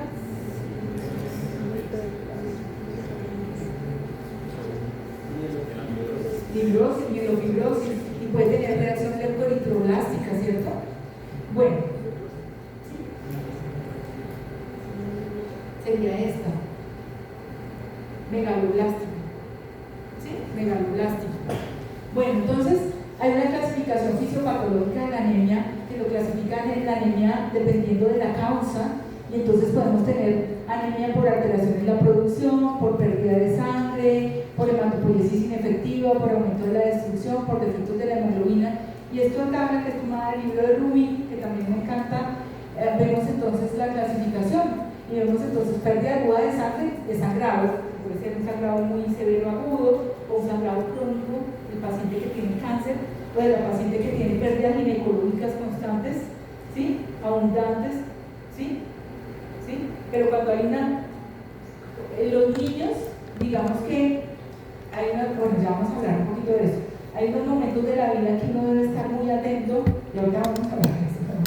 Bueno, aquí tenemos entonces defectos de la producción. Entonces tenemos la deficiencia de hierro, la anemia de enfermedades crónicas, la anemia plásica, la plasia de células rojas puras, la hemoglobina paroxística nocturna, las leucemias, o sea, la infiltración leucémica. Ya vimos cómo afecta la producción de los eritrocitos, los síndromes mielodisplasicos, que ya dijimos que se caracterizan por hematopoiesis ineficaz, la infiltración medular por cualquier tumor, el envenenamiento por plomo, la anemia de enfermedad crónica. Todos estos son defectos en los progenitores, disminución de la producción.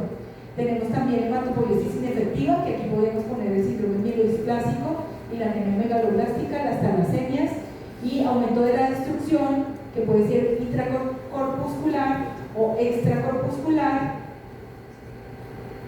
La intracorpuscular puede ser por defectos de la membrana, por defectos enzimáticos, por hemoglobinopatías. La extracorpuscular puede ser inmune, autoinmune, aloinmune o no inmune, mecánica, ¿sí? Entonces ahí lo tenemos todo, ¿sí? Listo. Entonces empecemos por alteración en la producción y hablemos entonces de la anemia por deficiencia de hierro, que es la anemia más frecuente en el mundo, ¿sí? Entonces esta anemia por deficiencia de hierro está en relación con el déficit de hierro en la dieta, particularmente cuando hay una necesidad aumentada de tener más cantidad de hierro, que eso sucede en la infancia y sucede durante el embarazo, ¿sí? Puede suceder también, o sea, las mujeres en edad reproductiva pues también tienen más necesidades de hierro, ¿cierto? Pero la dieta se lo suple, pero es más probable que una mujer en edad reproductiva tenga una anemia ferropénica, ¿cierto? A que un hombre tenga anemia ferropénica o una mujer posmenopáusica tenga anemia ferropénica. ¿Eso qué quiere decir? Que cuando yo tengo una paciente y es mujer y me dice que pues yo les veo que es anémica, tiene anemia, ¿sí? Y me cuenta cómo es su ciclo menstrual, y yo también identifico que hay ahí unas pérdidas aumentadas, unos ciclos muy abundantes, ¿sí? Entonces pues yo ya tengo ahí como la causa, ¿sí? Puedo confirmarlo, ¿sí? Con las determinaciones que ya vamos a ver, y luego pues puedo hacer entonces una suplencia de hierro, ¿sí? Pero si yo tengo un hombre que tiene anemia, yo no puedo hacer lo mismo. Tengo que estudiar cuál es la causa de esa pérdida de sangre. Y ahí es cuando hay que pensar en que puede tener parasitismo intestinal o que puede tener una neoplasia que está generando ese sangrado permanente, o una úlcera que le está generando ese sangrado permanente. La mayoría del hierro se recicla y las necesidades de hierro realmente son bajas, ¿sí? Por eso el hecho de que un adulto hombre no tenga, digamos, una anemia por déficit de hierro, eso por esta razón, porque las necesidades realmente son bajas. El 95% del hierro se recicla y el hierro entonces se absorbe en el duodeno, y ahí tenemos diferentes moléculas que van a ser muy importantes, desde pues, la transferrina, la epsilina, ¿sí? Que nos van a permitir pues, mantener unos niveles adecuados de hierro. Si yo tengo alguna enfermedad duodenal, eso me puede generar riesgo de tener anemia ferropénica.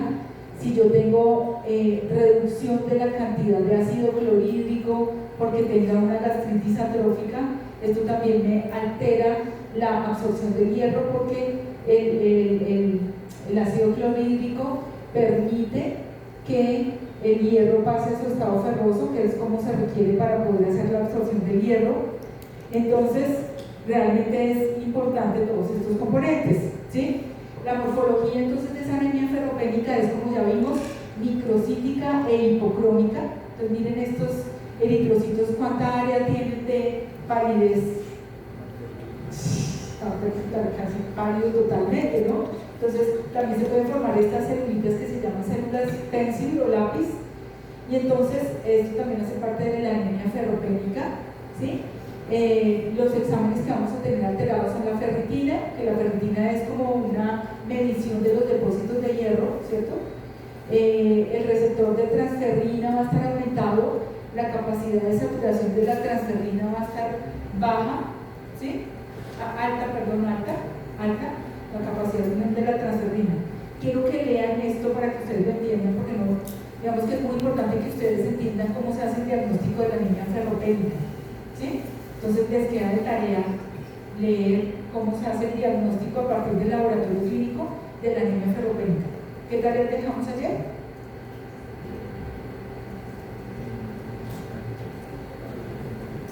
Yo no me acuerdo. ¿Quién se acuerda? ¿Qué tarea dejamos ayer? Que era como muy importante.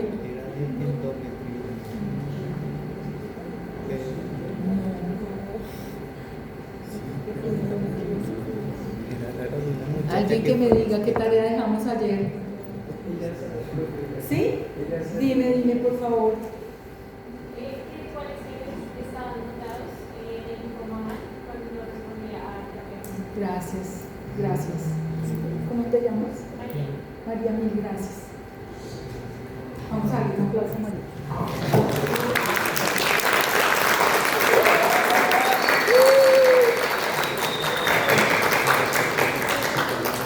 Bueno, porque es muy juiciosa, gracias. ¿Y qué tarea fue la que dejamos hoy?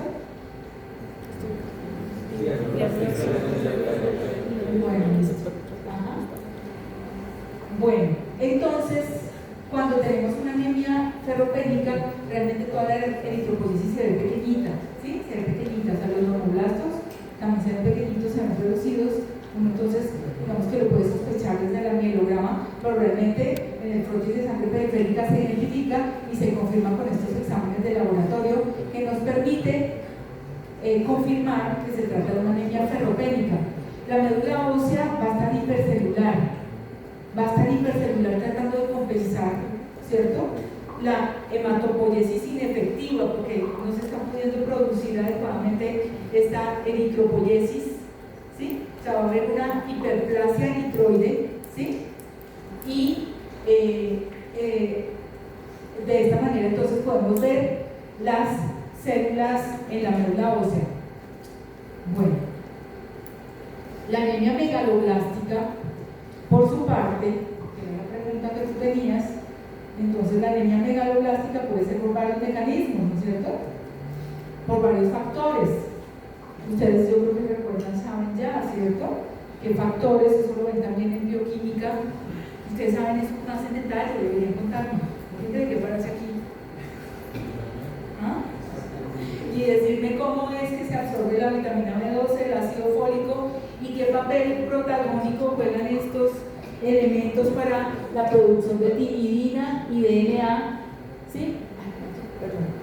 Entonces aquí vemos cómo es la síntesis y en qué parte juegan un papel importante los folatos, ¿sí? Los folatos que dan ese sustrato, ese grupo metilo que va a ser utilizado como sustrato para la síntesis de timidina, y ahí mismo también entre el paso de metiltetrahidrofolato a folato por la metiltransferasa va a jugar un papel importante la vitamina B12 como cofactor de esa reacción y el folato como sustrato, y entonces esto va a ser el sustrato para producir entonces timidina para formar el DNA, ¿sí? Entonces cuando no tenemos ni vitamina B12 ni ácido fólico, entonces no tenemos el sustrato para que se dé esta síntesis de DNA, y entonces estos pacientes que tienen este cuadro, pues van a tener una anemia megaloblástica, y esto se presenta entonces en relación con las costumbres, como por ejemplo, buenas costumbres, como por ejemplo el veganismo, que pues es muy loable, ¿cierto? Que admirable, yo quisiera ser. No he podido realmente. Y el vegetarianismo sí no tiene ese problema, ¿no? Claro que son vegetarianos, digamos que consumen ciertos productos como por ejemplo los huevos, los lácteos, ahí tienen una suplencia ya, o sea, ahí pueden adquirir suficientes nutrientes, pero el veganismo que es tan riguroso, pues realmente allí sí necesita que se dé la suplencia de vitamina B12, o si no van a ser necesariamente una anemia megaloblástica y un déficit de vitamina B12 que tiene complicaciones también, problemas neurológicos puede tener ese déficit de vitamina B12, porque también afecta entonces las fibras nerviosas por la degradación de la mielina, y entonces podemos tener problemas más serios.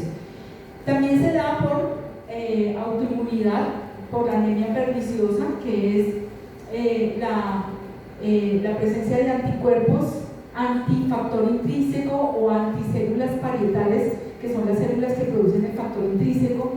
El factor intrínseco es supremamente importante para que se dé la absorción de la vitamina B12 en el hilio terminal, ¿sí? Entonces estos pacientes que tienen gastritis atrófica corporal, ¿sí? Porque si es una gastritis atrófica multifocal muy severa, también pueden tener una anemia megaloblástica, ¿sí? Pero si tienen una gastritis autoinmune, entonces, y una atrofia corporal, van a tener también un déficit de vitamina B12 porque no están absorbiendo la vitamina B12. La otra cosa que puede pasar es que hayan enfermedades inflamatorias, ¿sí? Entonces la enfermedad de Crohn o la enfermedad de Crohn o otros procesos inflamatorios que alteren la función en el hilio terminal, y entonces no se dé la absorción por ese mecanismo. Y hay ciertos medicamentos que también se asocian con esta anemia megaloblástica. En el caso del ácido fólico, pues también se necesita, pues el ácido fólico, el déficit de ácido fólico es menos frecuente, se da en ciertas condiciones, como por ejemplo los pacientes que consumen alcohol, que no se alimentan bien, ellos pueden tener déficit de ácido fólico, y también por déficit en la dieta es menos frecuente, pero también produce lo mismo, que es un cuadro de anemia megaloblástica. Entonces, ¿cómo es la hematopoiesis megaloblástica? Pues hace que el eritrocito sea más grande, o sea, que sea macrocítico, tiene un volumen corpuscular medio mayor, tiene una hematopoiesis o tiene unos cambio megaloblástico, en el cual entonces se caracteriza ese cambio porque la serie, particularmente la eritroide, pero también puede afectar las otras líneas, hay una asincronía en la maduración entre el núcleo y el citoplasma, ¿sí? Entonces el núcleo se ve más inmaduro, mientras que el citoplasma es más maduro, ¿sí? O sea, el núcleo se ve más grande e inmaduro con un citoplasma más maduro. Entonces aquí tenemos, por ejemplo, un eritroblasto basófilo, y entonces este eritroblasto basófilo tiene un núcleo que es como de proeritroblasto, pero el citoplasma ya es de eritroblasto basófilo, ¿sí? Y asimismo, pues con todas las células de las diferentes etapas de la maduración. La hematopoiesis es ineficaz. De hecho, estas células eritroides se destruyen, hacen apoptosis en la médula ósea. Por eso estos pacientes pueden tener también elevación de LDH, ¿sí? De la deshidrogenasa láctica. Y esto pues nos confunde un poco porque, claro, estamos con un paciente que tiene anemia, le hacemos LDH, está alta, entonces vamos a pensar que tiene una neoplasia, pero realmente hace parte de la anemia megaloblástica. Tiene anisopoiquilocitosis, anisocitosis y poiquilocitosis. ¿Qué es la anisocitosis? ¿Qué es la anisocitosis?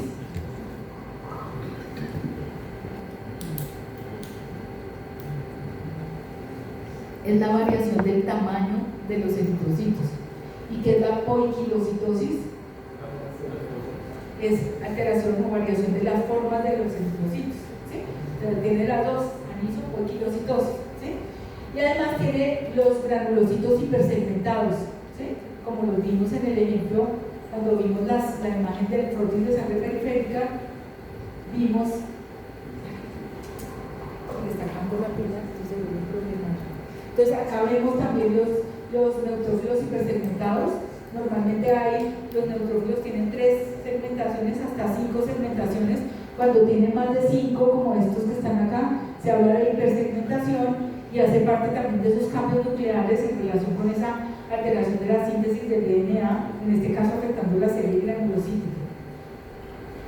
La anemia por enfermedad crónica, pues también es frecuente, es una anemia que se presenta en una persona que tiene una enfermedad crónica, ¿sí? Entonces dentro de esas enfermedades pues están las enfermedades infecciosas, crónicas, las enfermedades autoinmunes, las enfermedades, bueno, diversos tipos de enfermedades crónicas que llevan a un estado como de hiperinflamación. Y entonces se da por citoquinas inflamatorias como la interleuquina 1 y el factor de necrosis tumoral alfa, el interferón, la lactoferrina.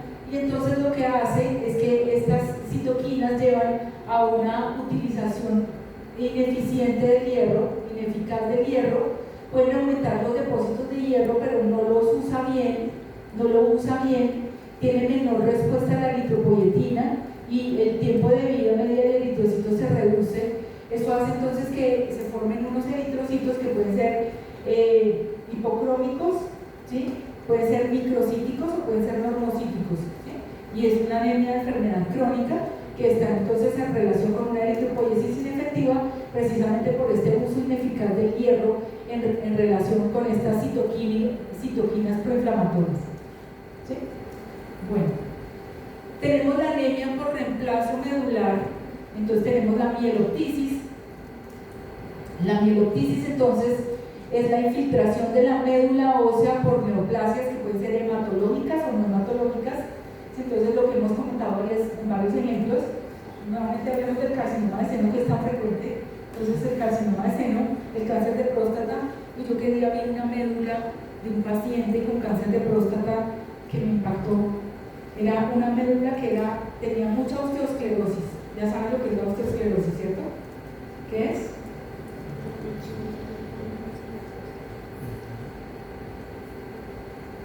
Son unas trabéculas óseas gruesas anastomosadas que yo les mostré en la mielofibrosis primaria, pero que también se puede ver en la mielofibrosis secundaria. Entonces, unas trabéculas óseas gruesas, ¿sí? Porque las metástasis pueden ser osteolíticas o osteoblásticas. Eso lo van a aprender en radiología. Entonces, cuando son osteoblásticas se forma más hueso, las trabéculas son muy densas, son anastomosadas y lo que se veía era un cilindro lleno de hueso, o sea, estaban las trabéculas totalmente gruesas y en el espacio medular, en lo poquito que quedaba, había unas celulitas atípicas y todas esas celulitas que habían ahí en el espacio medular eran células de cáncer de próstata. ¿Sí? O sea, un paciente que tenía una mieloptisis, ¿sí? Por cáncer de próstata y que tenía entonces, ¿qué tenía? Anemia, ¿cierto? Porque la médula no estaba produciendo. ¿Podría tener hematopoiesis extramedular? Sí, podría tener hematopoiesis extramedular, ¿sí? ¿Cómo? Pancitopenia, o sea, una falla medular con una mieloptisis, ¿sí? Y entonces aquí es donde se da, aquí nuevamente tenemos el hígado con la hematopoiesis extramedular, el vaso con la hematopoiesis extramedular, y en la sangre entonces tenemos la reacción leucoeritroblástica con los gangliocitos, ¿no? Salud. Bueno, tenemos ¿qué hora es? Listo. Tenemos la aplasia pura de eritrocitos. La aplasia pura de eritrocitos es de etiología desconocida. Se asocia a una infección viral por parvovirus B19.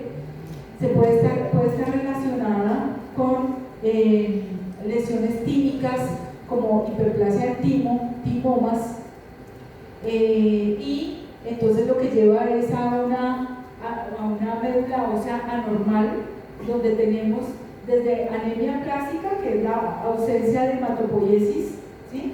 A la aplasia pura exclusiva de serie litroide, ¿sí?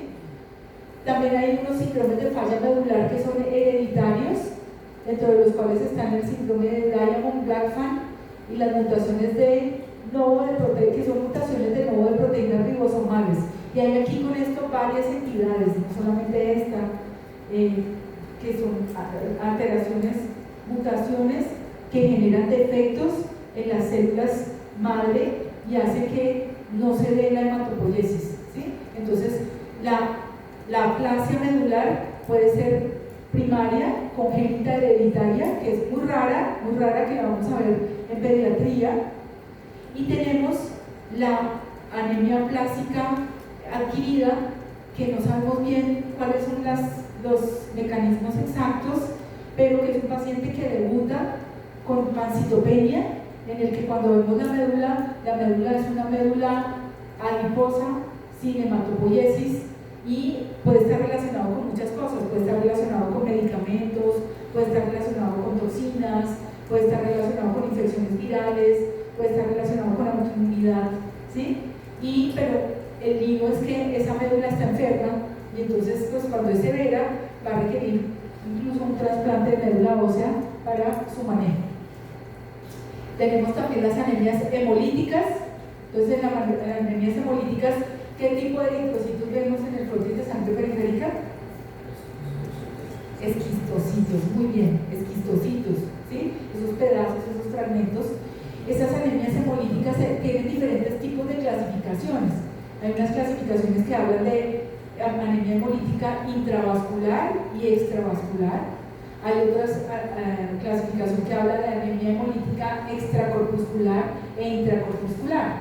Entonces aquí, hablando de esta clasificación, las anemias extracorpusculares pueden ser por anticuerpos, o sea, inmunes, pueden ser microangiopáticas, o sea, por defectos de los vasos, ¿sí?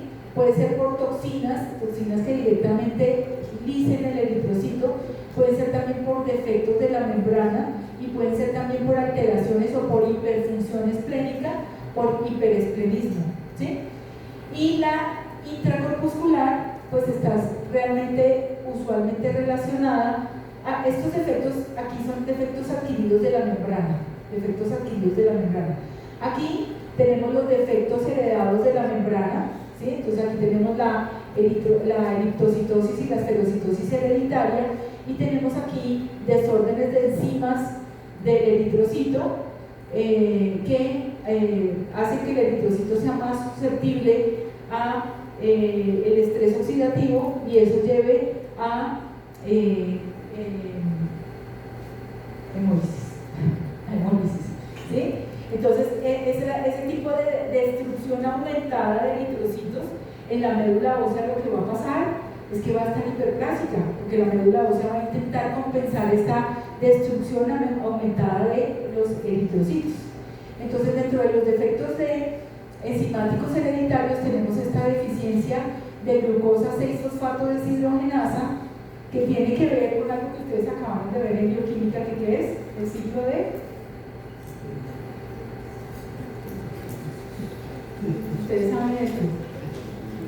¿Ah?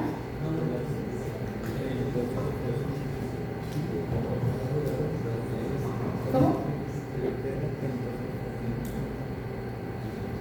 Así es, en el ciclo de las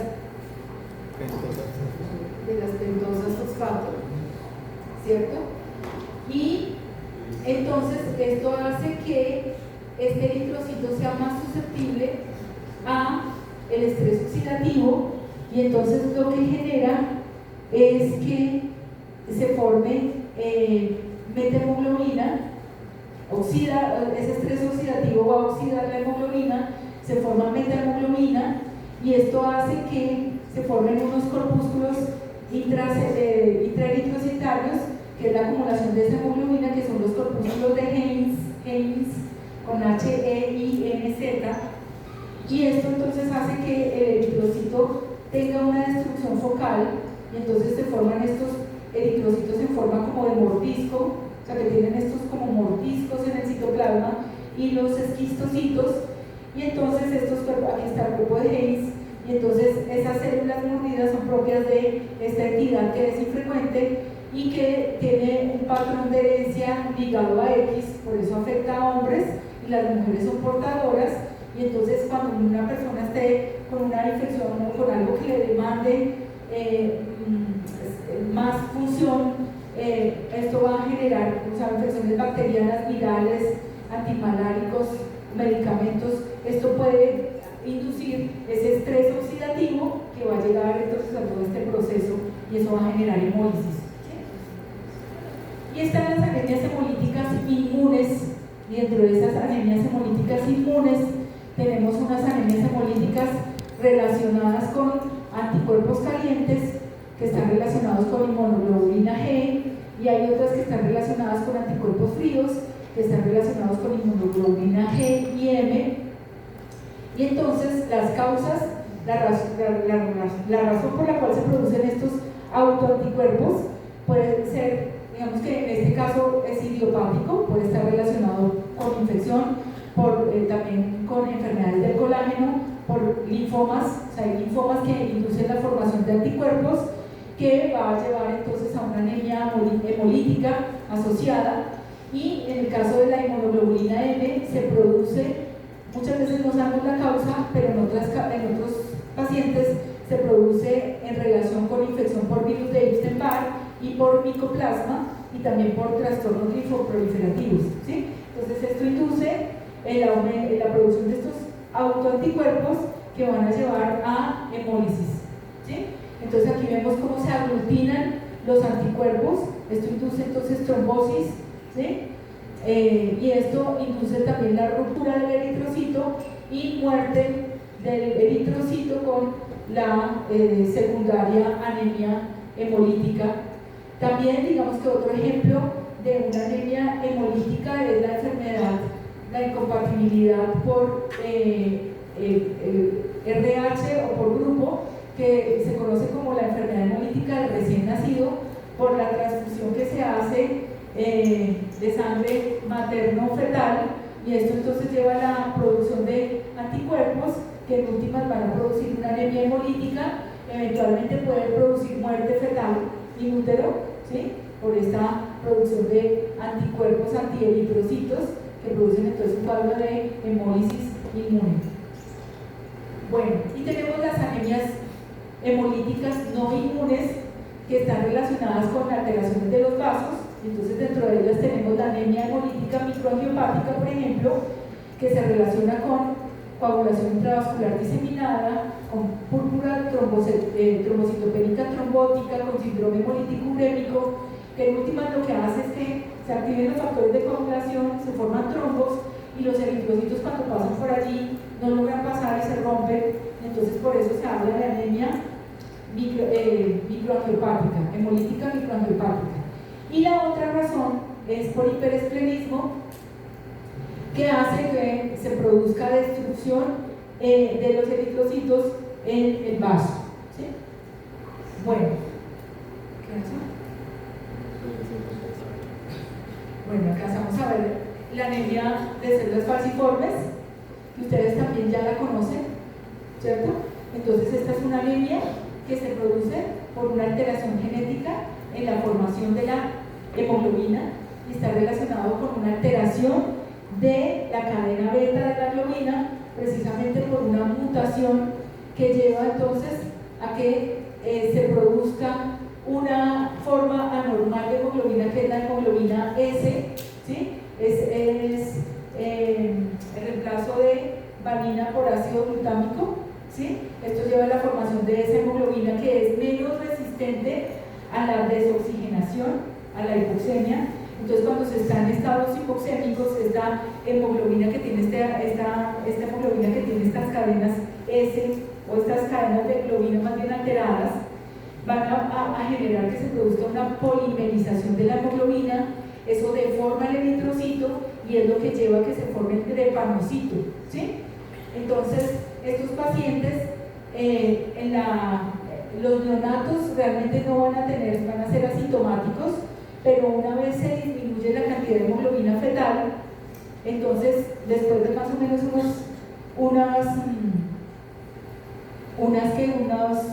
unas pocas semanas, entonces podemos tener ya, dependiendo de si es homocigoto o heterocigoto para esa mutación, entonces ese paciente va a tener la manifestación de la anemia drepanocítica que va a ser evidente cuando el paciente está en hipoxemia.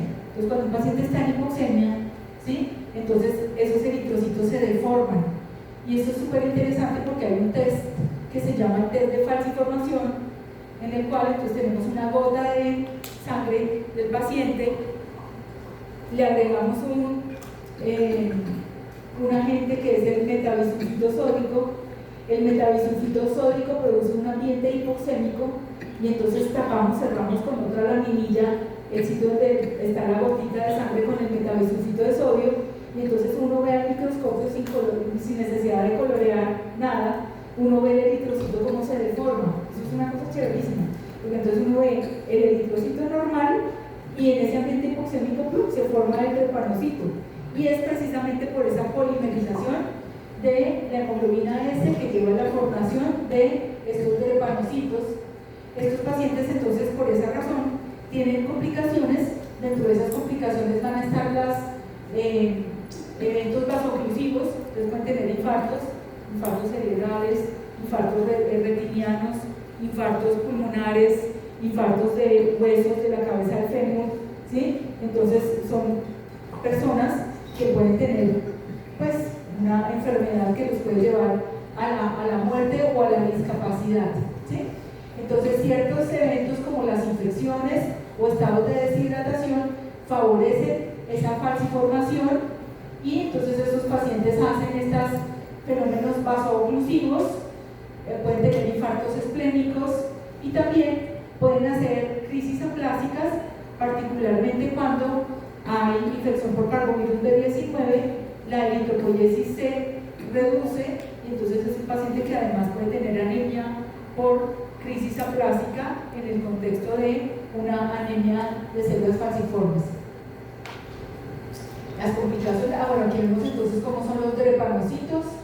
Puede tener aumento de reticulocitos tratando de compensar digamos que las necesidades de eritrocitos. Puede tener también estos cuerpos de Howell-Jolly, que son residuos también de RNA, que se forman por hipoesplenismo, que se da por infartos esplénicos previos. Y entonces pues es un paciente que esta falsiformación da lugar a estos eventos vasooclusivos que lo puede llevar a accidente cerebrovascular, a ceguera, neumonía, infarto de pulmón, a síndrome de dolor torácico agudo, a sobrecarga de hierro porque pues, no se utiliza bien el hierro y porque requiere transfusión, también a cálculos por la hemólisis, lleva a cálculos pigmentarios en la vesícula biliar, puede tener en el riñón disminución, infartos renales, puede tener también necrosis avascular de la cabeza del fémur, osteomielitis, úlceras en la piel. O sea, bueno, todo eso puede tener un paciente que tiene una anemia de células falciformes. Y bueno, vamos a dejar ahí. Nos vemos mañana. Mañana entonces tenemos la clase a las 9. Mañana temprano tienen otra cosa. Tienen un taller con la doctora Lucía. Tienen que preparar. Y mañana también vamos a ver unos casos de hemato, ¿sí? Y vamos a terminar.